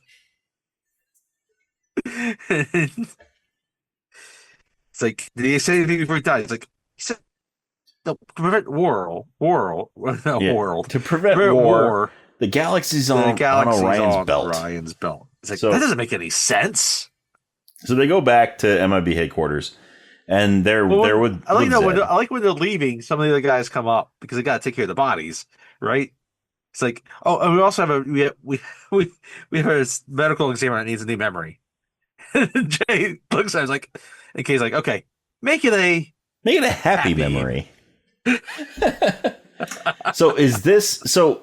Yeah, this is when they go and they talk to when they talk to Frank, right? Frank's later. That's towards the end. Is Frank later? Yeah. Oh yeah. Yeah. That's right. This is after they go back. They go back to the thing, and like Zed shows like this is Orion. It's a galaxy made up of millions of stars. This is Orion's belt. It's 3 stars. The star. There are no galaxies in Orion's belt.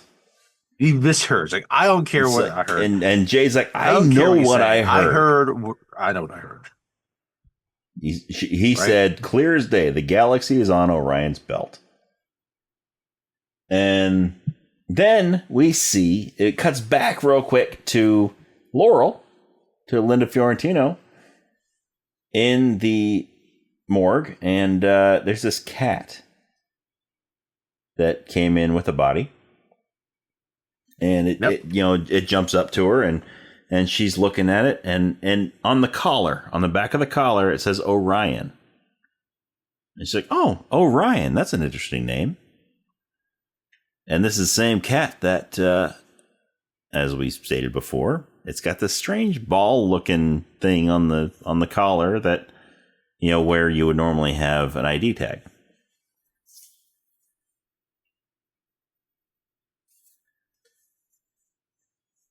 And she looks into it, and it goes into this galaxy. Yeah, she looks into this ball, and it's this galaxy inside this ball, and she's just like, wow.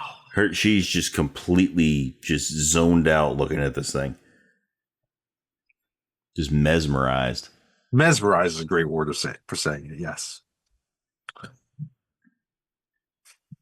So we cut back to Edgar in the Edgar suit.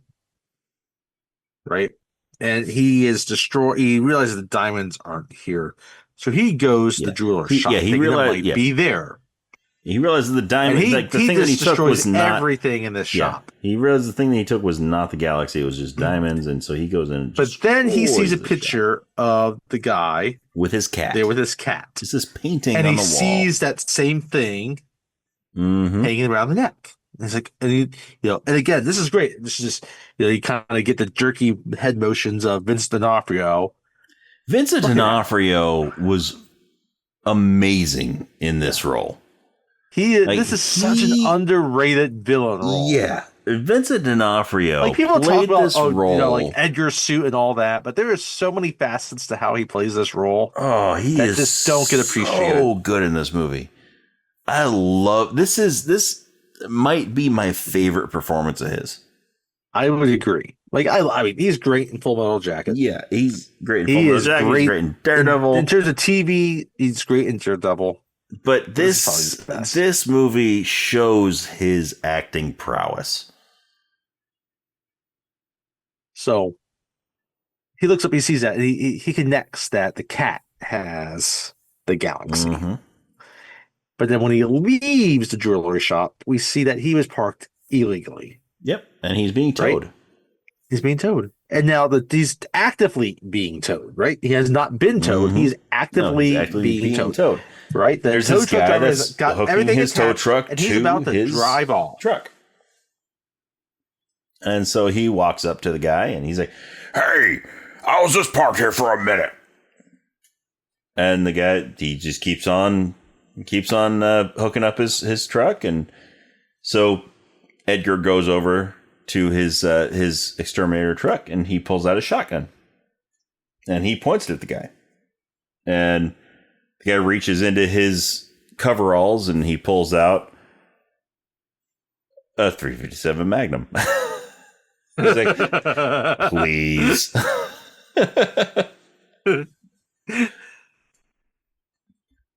He does not realize he's dealing with an alien, though. Yeah, he doesn't realize he's dealing with an alien. But so at this point,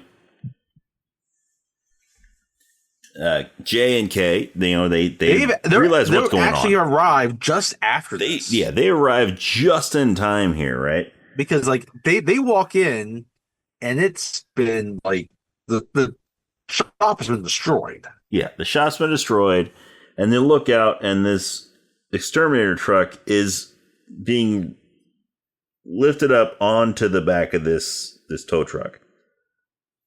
And they see Edgar. But what we did not mention, after Jay got his suit. Oh, that's right. Kay takes him to the armory.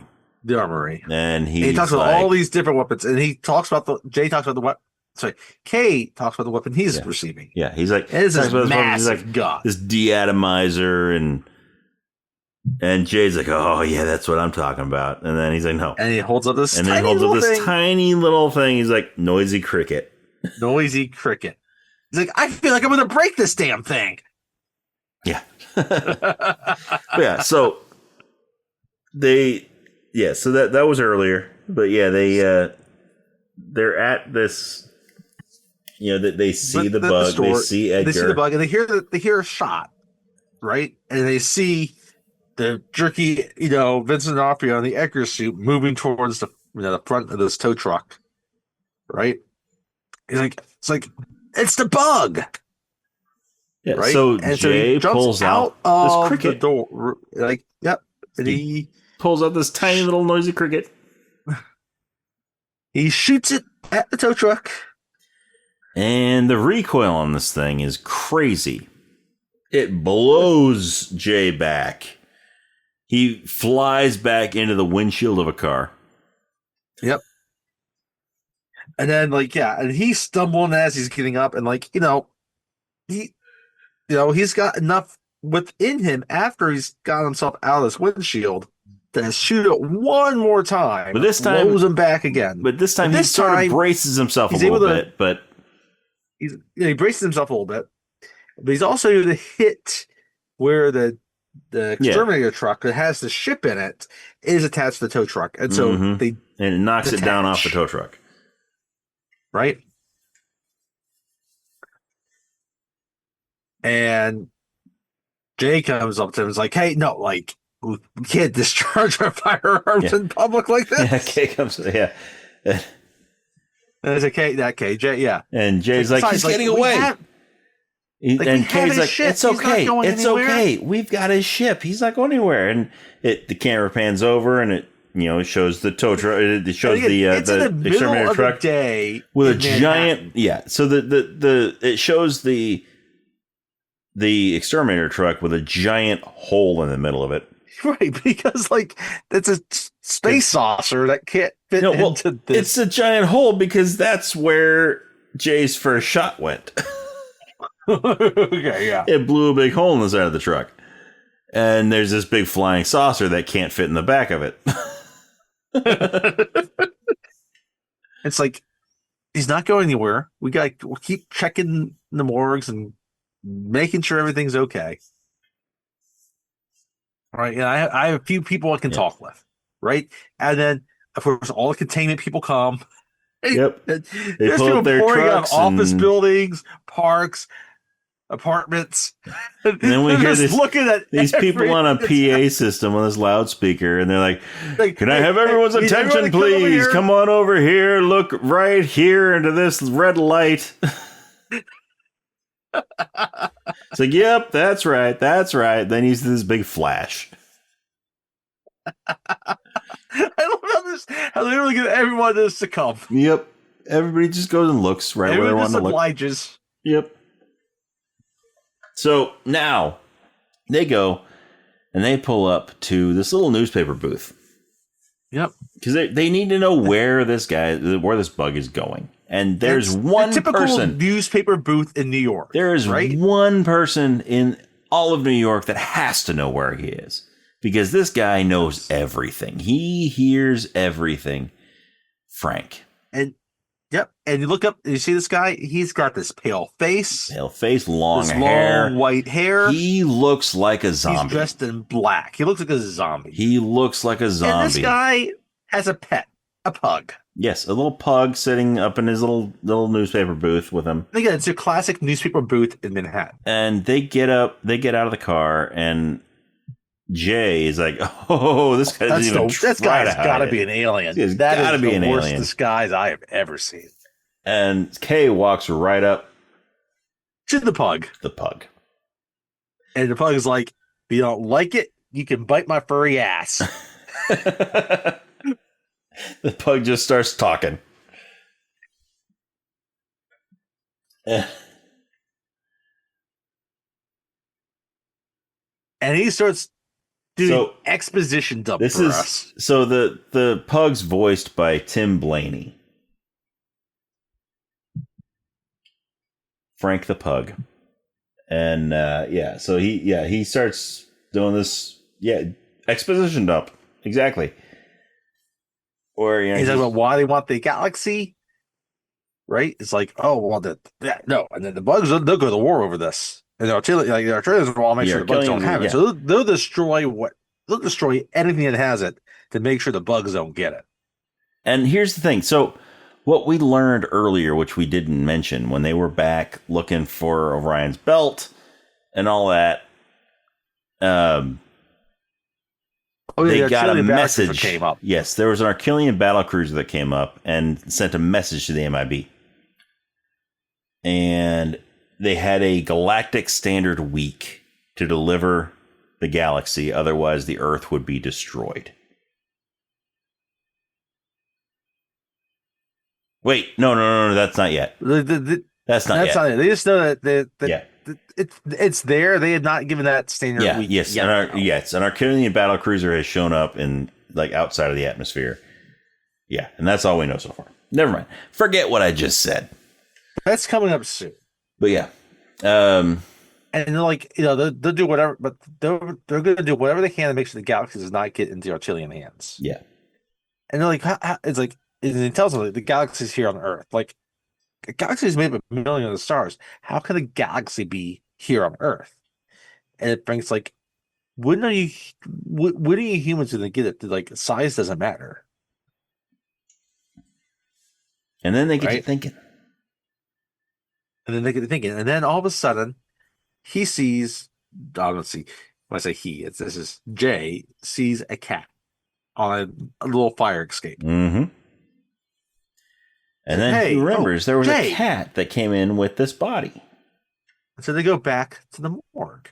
But before they get back to the morgue, right, we see Edgar show up in the morgue. Edgar goes because so Edgar first before Edgar goes to the morgue, we had a brief scene with him. He goes up to another newspaper stand, and the guy, that's right, yes, and he's got little postcards and stuff on his thing. Little Arab guy, and Edgar walks up, he sees the postcards, and he grabs some of them. And on the postcards, on this first postcard that's this group that he grabs, it's those same saucers at the top of the poles from the World's Fair. And so he grabs that whole stack, and the guy, he's like, wait, you got to pay for those. Well, and then he's got fly swatters, and he just turns that over. He's like, that's the fly swatters are the morgue. But so this guy, that's right. He's like, you have to pay for those, and so $2 for $1, and Edgar stops and turns around, and he's like, "Where do you take your dead people?" It's like, I don't know, the city morgue. And then we cut to the morgue. So then we have Edgar walking to the morgue. Bad for the morgue attendant. Yeah, it's like, all right, and the guy, because he's just like, a friend came in here, a dead man. So the morgue attendant is played by David Cross.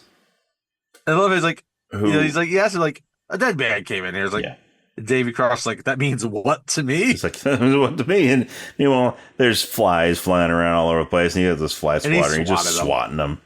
It's like, well, you came in here with a cat. Don't do that. It means the world to me. Yeah, it means the world. I'd like to claim him. It's like, well, for ownership and all these legal things. And then this fly lands on the counter, and he crushes it with the fly swatter. And Edgar's like, "Don't do that." He's like, "What?" And then another fly lands, and he swats it too. Like that. And then all these cockroaches come out of him. Mm-hmm. And the guy's like, "Oh my God!" And he goes over. He's got 2 cans of Raid. And he's getting ready to go and spray all the cockroaches. And then it cuts to back in the back of the morgue where Laurel is working. And Edgar comes back there. And he threatens her. And then we get J and K. They go to the morgue because they know that that's where he's going. And they notice... And Jay's like, yeah, I would go back with her. I'll talk with her. Like, you're going to end up flashing thing. You're going to give her leukemia or something. Yeah, I love that. You're going to give her leukemia or something. But they see on the ceiling that David Cross is stuck up to the ceiling from this, bug juice. Well, they don't see that yet, right? Because he starts talking. It's just Jay and Laurel are talking. It's like, and she's standing in front of this little like stretcher. Mm-hmm. It's like, I really need to show you something. Yeah, he's like, I need to show you something. It's like, oh, like, girl, you do move fast. You move fast. Just So, hold your horses. We'll get there. Don't worry. And then it cuts back. And she starts pointing down. But he starts to realize it, and then it cuts to Kay, and he decides he needs a cigarette. Mm-hmm. And then he's gonna light his match, but then it extinguishes. A piece of goo falls onto the cigarette, onto the match, and he sees poor dude up there that has been attached to the ceiling with the goo, with his cans of rain. Yeah, and he starts to run back, and that's when the bug pops up and holds Laurel hostage. And Kay comes in just in time. It's just Kay and Jay. Well, Edgar pops up because we haven't seen the bug yet. That's true. It's Edgar still. Yes. Yeah, Edgar pops up, and he's got the tow truck driver's gun. He's no longer carrying his shotgun. He's got the Magnum. And he's got the Galaxy. Mm-hmm. Yep, he's got the cat's collar in the other hand with the Galaxy on it. And Kay starts trying to talk tough with him. And Edgar's not having any of it. He's like, no, compare to me, you're at the bottom of the evolutionary ladder. Right? That's a good Edgar impression, dude. That is a good Edgar impression. I'm impressed. Thank you. And Laurel's so upset with Jay. It's like it's so typical of a man. Like, you just think that. Well, she's there at gunpoint. It's like, hey, you were giving me vibes. So like, yeah. So Edgar, leaves the place with Laurel. Because they back up to like it's a morgue. Like, they're in the basement of a building, right? But there's still like a window, and he crushes through it. And again, like we said, he's really a bug. So he's got leaping ability. Yeah, he's got leaping abilities. And he leaps up to street level, and he decides to carjack a cab. Still carrying Laurel. Yeah, and he carjacks a cab, and he's like, and he has her drive, and then he takes off his the cab driver's nice little beat it. Yeah. Yes, the beaded car, or the beaded seat cover that your typical cab driver has. Yes, he rips that off of there. Give him lumbar support. He rips that off of there, and they get back up to street level, right? And Jay still has his noisy cricket. Yeah, so he puts Jay's got his noisy cricket, and he sees this little gold crown and the beat it back cover, and immediately he's like, he's in a cab. And he starts running, and he starts looking for cabs. But so Edgar, he makes Laurel drive, and he shows her the postcard of these two saucers. He's like, take me here. It's like, take me here. And she's like, no. And then he opens his mouth. And you see these mandibles come out. And it's like, this is like bug mandibles coming out of there. At that point, she has almost no choice but to leave. I mean, so she takes go. And while she's doing that, he opens his mouth and just swallows the Galaxy. Puts the Galaxy just right down his throat. And so J and K, because they lose the cab, they go back to MIB headquarters. Well, Jay thinks he found a cab, but it's not the right cab. Yeah. And in case they're like, he's not leaving yet. Not without a ship. So they go back. And that's when they get the warning shot. Yeah. So they're there, they're talking to Zed. And they're in front of the screen with the Arquillian battlecruiser. And that's when they send a warning shot. And then they send a warning message. Deliver the Galaxy or else. But the point about it, then it says, sorry. Yeah, I love that. It's like because it's translating it on the screen. It's like deliver the galaxy or else, and then or Earth will be destroyed. Or Earth will be destroyed. Sorry.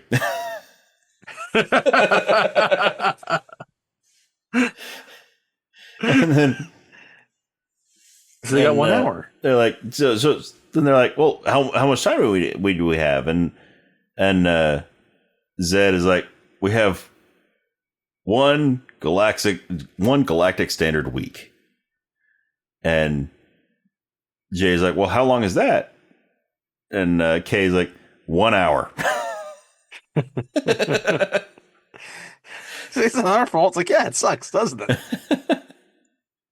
And so now everybody's like in a frenzy. They have no idea what to do. But then Jay sees the pictures of sees a picture of those saucers, and he's like, "Hey!" And he's trying to say, "Hey, guys!" And no, they're not paying attention. Hey, and they're like over having their own little conversation. He's like, "Hey, old guys!" He's like, and everyone stops. They all look at him. Yeah, because he's calling for K. He's like, K.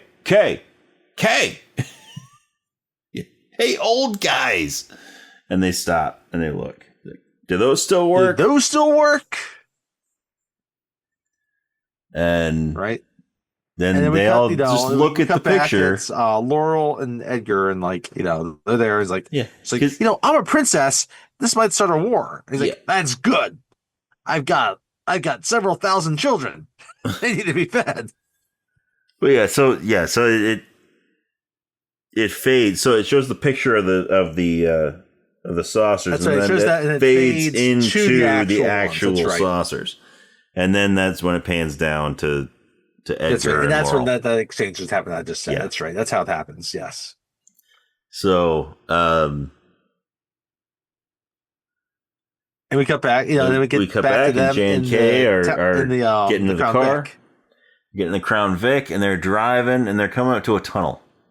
And there's traffic. Jay's just wondering, how are we going to get to the end of Queens in time in 1 hour tunnel with Manhattan traffic? And that's when Kay is like, hey, remember that red button? And Jay's like, yeah. It's like, push the red button. You might want to put your seatbelt on. And of course, Jay doesn't put his seatbelt on.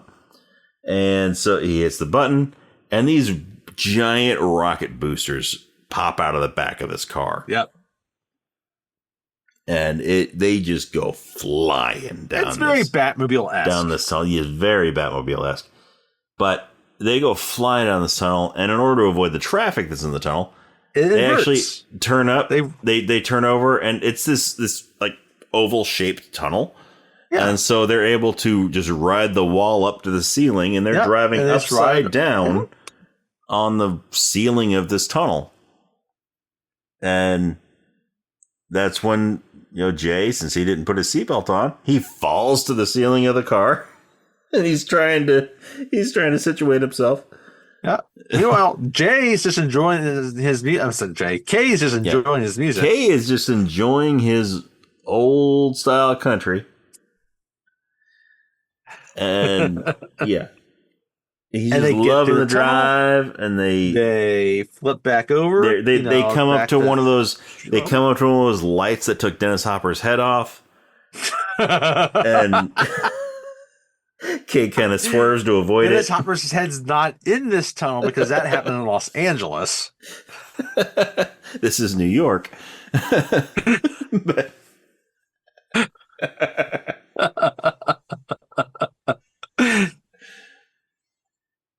But they get through the tunnel. And this is back when you still had to, everything was still coin only for toll booths. Yep, and they blow through a toll booth. And the attendant looks out there past them to try to stop them, and all of a sudden you have these coins that are just circling the little receptacle. Because that was back when you had to give coins to a toll booth. And there's Harold there. He's still trying to figure out how to pay because Kumar decided just to drive off. Yeah. Anyway, we'll get to that. So we will get to that one too. Yes. but they make it, to the site of the World's Fair in Queens, right? And they get out there, and now Jay gets a new gun, not the noisy cricket. Yeah, so they stop the car, and Kay takes Jay around to the back of the car, and he opens up the trunk. And then once they open the trunk, there's this secondary little trunk that opens up that has these rifles in it. Mm-hmm. And Kay grabs one for himself. He grabs one and he hands it to Jay, and it's this triple barrel, alien rifle. And Kay grabs another one, and the Roaches check in, but they don't check out. And so, by this point, they're about to get up in the shit, and Laurel decides, you know what? I'm just going to just drop myself out of this dude's arms before he gets into the spaceship.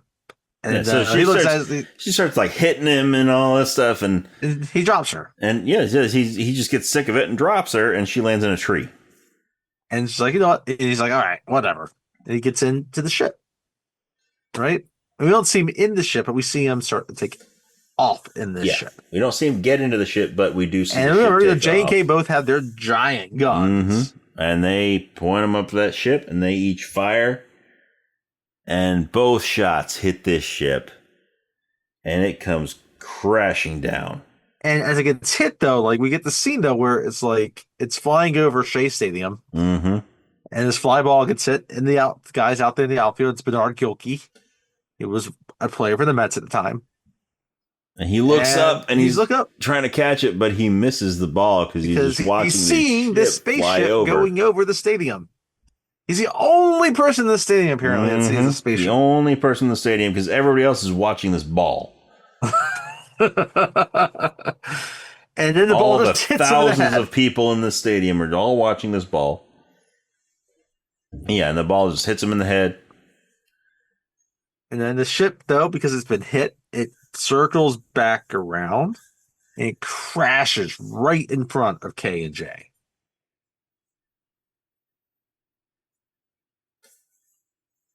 And, it chews up dirt and earth and everything. And Edgar gets out of it.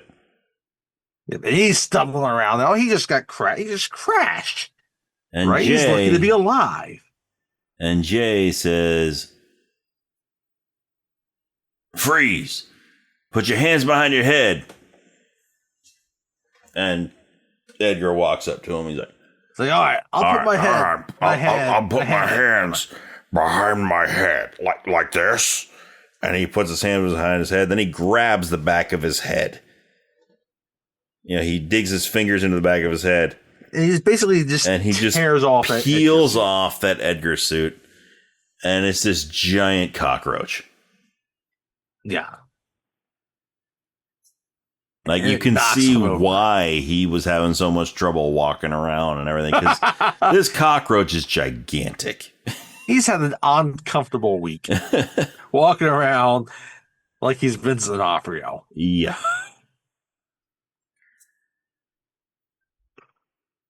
And he, real quick, snatches his tongue out, grabs both of their rifles, and swallows them. Yep. And then he just makes a beeline for that other saucer. Right? And then meanwhile, Kay gets up. It's like Kay runs over. It's just like, whatever you do, keep him on this planet. And then Jay's like, "Well, Kay, what are you doing?" Like, I'm getting my gun back.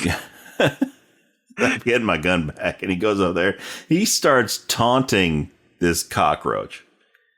Like, you're nothing but a smear on the sports section.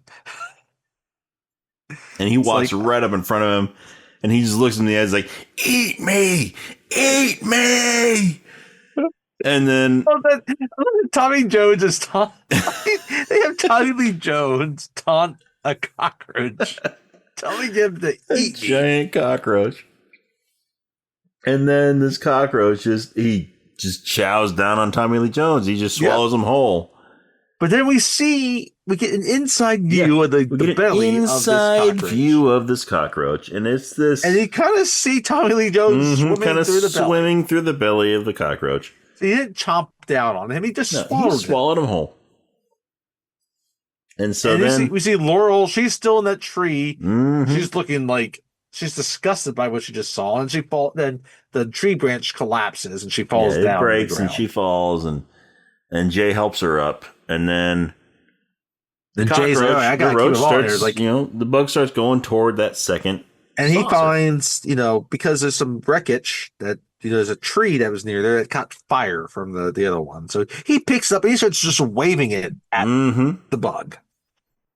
And knocks him to the side. It's like, hey! And he finds a rock, he throws it at it.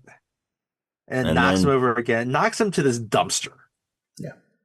And then at the corner of this dumpster, there's a spot that looks like it's just sort of plastered together. Yes. And so Jay sees a couple of cockroaches down by that. And so he kicks that patched together part of it, and this whole just pile of cockroaches just flood out of this thing. And they're all on the ground. A step, and he steps on one. It makes the classic and it makes crunching sound, and that stops this bug. It stops Edgar. And he turns around and glares at Jay. He's like, "Oh, I'm sorry. Was that your auntie? And that means this must be your uncle." And he just smashes another one. Your auntie? And then that must be a cousin. Oop. You all look the same to me. You all look the same to me. But here's the thing, and he's still smashing them. Like, you don't start nothing, there won't be nothing. As he's smashing more. Why you get down here and you just start all this shit? And then he starts to hear this. He starts to hear this all. He's like, "It's like you best get out of my face before something bad happens to you." And like that. And then all of a sudden, this cockroach explodes. Top half of it separates from the bottom half. And there's just this juice, this goo that flies out all over everybody. And Tommy Lee Jones is there with his gun, sitting in the goo. He just pats a gun. Like, I love this gun. I love this gun. This is my favorite gun. It's like, yeah. And I love how Jay's like, yeah, while you're in there, I was out here, and I threw a rock at it, and I got this burning branch, and I tried to hit it, and he hit me. He hit me. That's okay. It hurt. So, it hurt. He hit me. It hurt. But then I threw a rock at it. But then, I was able to see that, I was able to step on those cockroaches and slay them. And then Kay just looks at us like, not bad for your first week. And Jay reaches over. He sees the galaxy. He reaches over and grabs the little ball from the. What's right? He calls like, it's like, Zed, tell the Achilles we have the galaxy. It's like, he's like, not bad for your first week, kid. It's like, well, that definitely rates about 9.0 my weird shit meter. Yeah.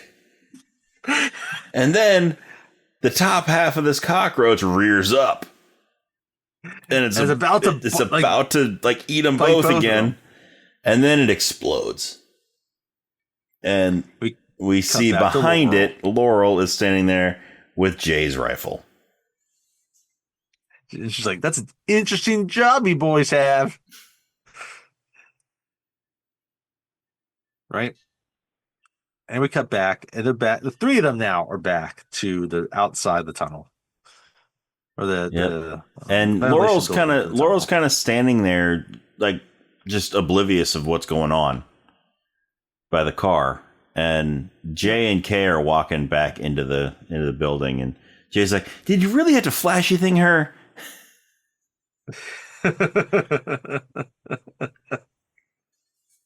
And meanwhile, Kay, he walks over, he sits down on some stairs.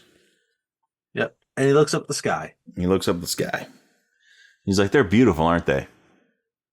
And Jay's like, what are you talking about? And Kay's like, the stars. It's like, really Jay, you're kind of scaring your partner here. And Kay's like, I haven't been training a partner. I've been training a replacement. And Jay's like, what? It's like, yeah. I've got years and years of memories of all these amazing things. The belly of a cockroach. I don't need that memory anymore. Yeah, it's like years and years of memories of amazing things that I've seen. And I was just in the belly of a cockroach, and that's one more memory that I don't want. And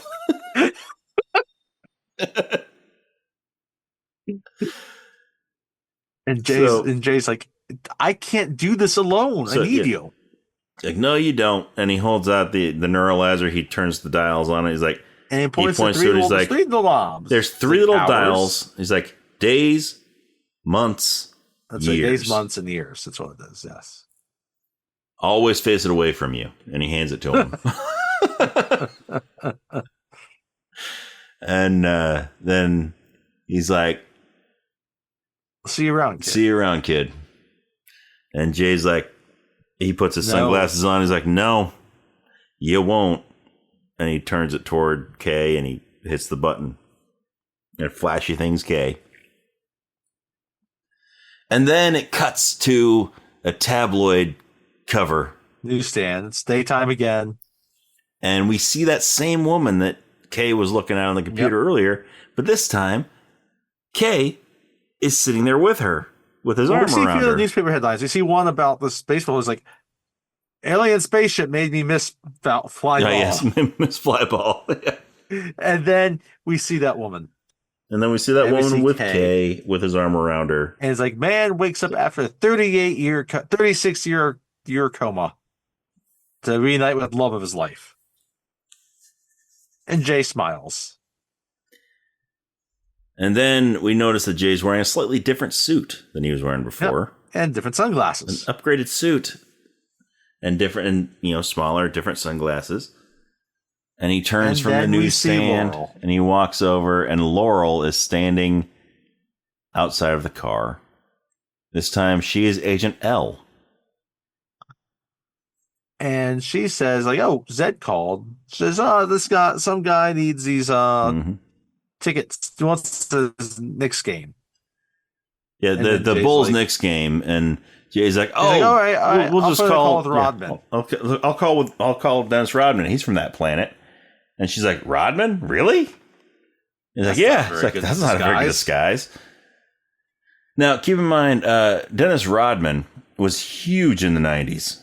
Yes. Played for the Bulls. He was not even the most popular. I mean, he was not even the best player. But no, he wasn't the best player, but he was the most flamboyant player. He was a character. His hair was always a different color. He had piercings all over. Wasn't he sleeping with Courtney Love? Yeah, I think so. So, yeah. And at the time, he played for the Bulls. He played with the Spurs and Pistons before that, but he was famous for kicking a cameraman in the balls during a game. Mm-hmm. That's the type of person he was. And then later, he became famous for becoming friends with Kim Jong-un and... That's just really weird. Like, he disappeared for like 5 years, and all of a sudden it's like, I'm going to North Korea. Like all about North Korea. Everyone's like, okay. Whatever floats your boat, Rodman. Because it was like Dennis Rodman, so like you weren't that surprised by it. Yeah. Anyway, so we're back to the movie. So they get in the car and they drive off. And then we get the camera zooms out from Earth. Mm-hmm. And zooms out from Earth, and then you see all the planets in the solar system, and then it keeps on zooming out. The Milky Way galaxy kind of becomes a marble. Yeah, the Milky Way galaxy becomes a marble, and then you see this alien pick it up and roll it And this alien's playing marbles with these other aliens. And the marbles are galaxies. And the Milky Way galaxy just happens to be one of them. That's right. And then they pick up all the marbles. They put them in a little marble sack. They tie it up. And they go home. And we go to black. And then we get Will Smith singing Men in Black. Mm-hmm. Here come Men in Black. Men in Black. Galaxy Defenders. The good guys dressed in black. Remember that. Just in case you have a face-to-face and make contact. The song's a little dated. Yeah, but it's very catchy. It's very catchy. But that is the movie Men in Black. So much fun. Yeah, I love this movie. I always enjoy watching it. Anytime you get to see it. If you've not watched it, please watch it. It's fun. It's a really, really fun summer movie. Yes, it is. It's very, very fun. And I mean, it's one of those. Yes, it's a comedy, but at the same time, it's one of those comedies that really kind of it has some substance to it. It does. I would agree. They make the stakes feel real. Mm-hmm. And a big part is like they keep it the right length. They don't try to over-explain this entire universe. It just is. Yeah. And they roll with it. And it works. It works. It really works. So, yeah, that's Men in Black. Have anything else you want to say about it? That is it. That's Men in Black. So, if you enjoy what you're hearing, go ahead and check us out on our social media. We are on Facebook and Instagram and Threads. That is Rob and Tony's Cinematic Adventure. The and is spelled out, A-N-D. It's not an ampersand like the name of the podcast. We're also on X or Twitter. That is R&T Cinematic. And you can also check us out on Letterboxd. That is Cine Adventure or Cine Adventure. C-I-N-E Adventure. So you can go there and you can see some of our reviews we've done of various movies. Some we've done on the podcast, some we haven't done, some we will do, some we won't do. And then you can also send us an email at robandtonyscinematicadventure@gmail.com. Once again, the and is spelled out. A-N-D is not an ampersand like the name of the podcast. Yeah, let us know what you thought of Men in Black. Do you love it? Do you hate it? Is it your favorite Will Smith and Tommy Lee Jones movie where they team up? Is it your favorite of either one of them? Is it your least favorite of either one of them? What do you think? We want to hear from you. Whether you like it or not, we want to hear from you. And yeah, so go to our social media, give us a like and a follow. Go to your favorite podcast app wherever you're listening to us. Subscribe. Give us a good rating, a good review. That's how we move up in the rankings and the recommendations and the search, all that stuff. So that we can find more people like you that want to listen to us ramble on about these movies that we love so much. Because I love talking about movies. So do I. And I love talking about movies with you, Tony. I love talking about movies with you, Rob. And so I'm excited for our next one. Yes, I am very excited for our next one. This is one that we have been talking about for a long time. Yes, it has. Yes, we have. This is one that we have been talking about doing. We've just been trying to find the right spot for it. It's a summer blockbuster, and it has one of our favorite actors. Yes. And it has a couple of our other favorite actors. Yes, it does. With many explosions. And space. It's fitting. It's very appropriate because this movie that we just talked about, Men in Black, came out in the summer of 97. And the movie that we were about to talk about next week came out in the summer of 98. It did. What movie are we talking about next week, Tony? We are coming back to Bruce Willis. Bruce Willis? Bruce Willis. with Ben Affleck Ben and Liv Tyler. Affleck and Liv Tyler. Who Billy else Bob. is it? Who else? Billy Bob is in this movie. Billy Bob Thornton is in this movie. Who else is in this movie, Tony? We we have Michael Clark Duncan in this movie. Michael Clark Duncan. Steve Buscemi's in this movie. Steve Buscemi is in this movie. We haven't talked about him since we talked about Con Air last summer. No, that's right. Owen Wilson is in this movie. Owen Wilson. Wow. Even Mr. Cooper is in this movie. What? What? Mr. Cooper? Mr. Cooper has a cameo in this movie. Is somebody hanging with Mr. Cooper, though? Is somebody hanging with Mr. Cooper? Someone's probably hanging with Mr. Cooper. He's a cab driver. Someone's hanging with him in this movie. Probably, yeah. Yeah, someone's hanging with Mr. Cooper in this movie.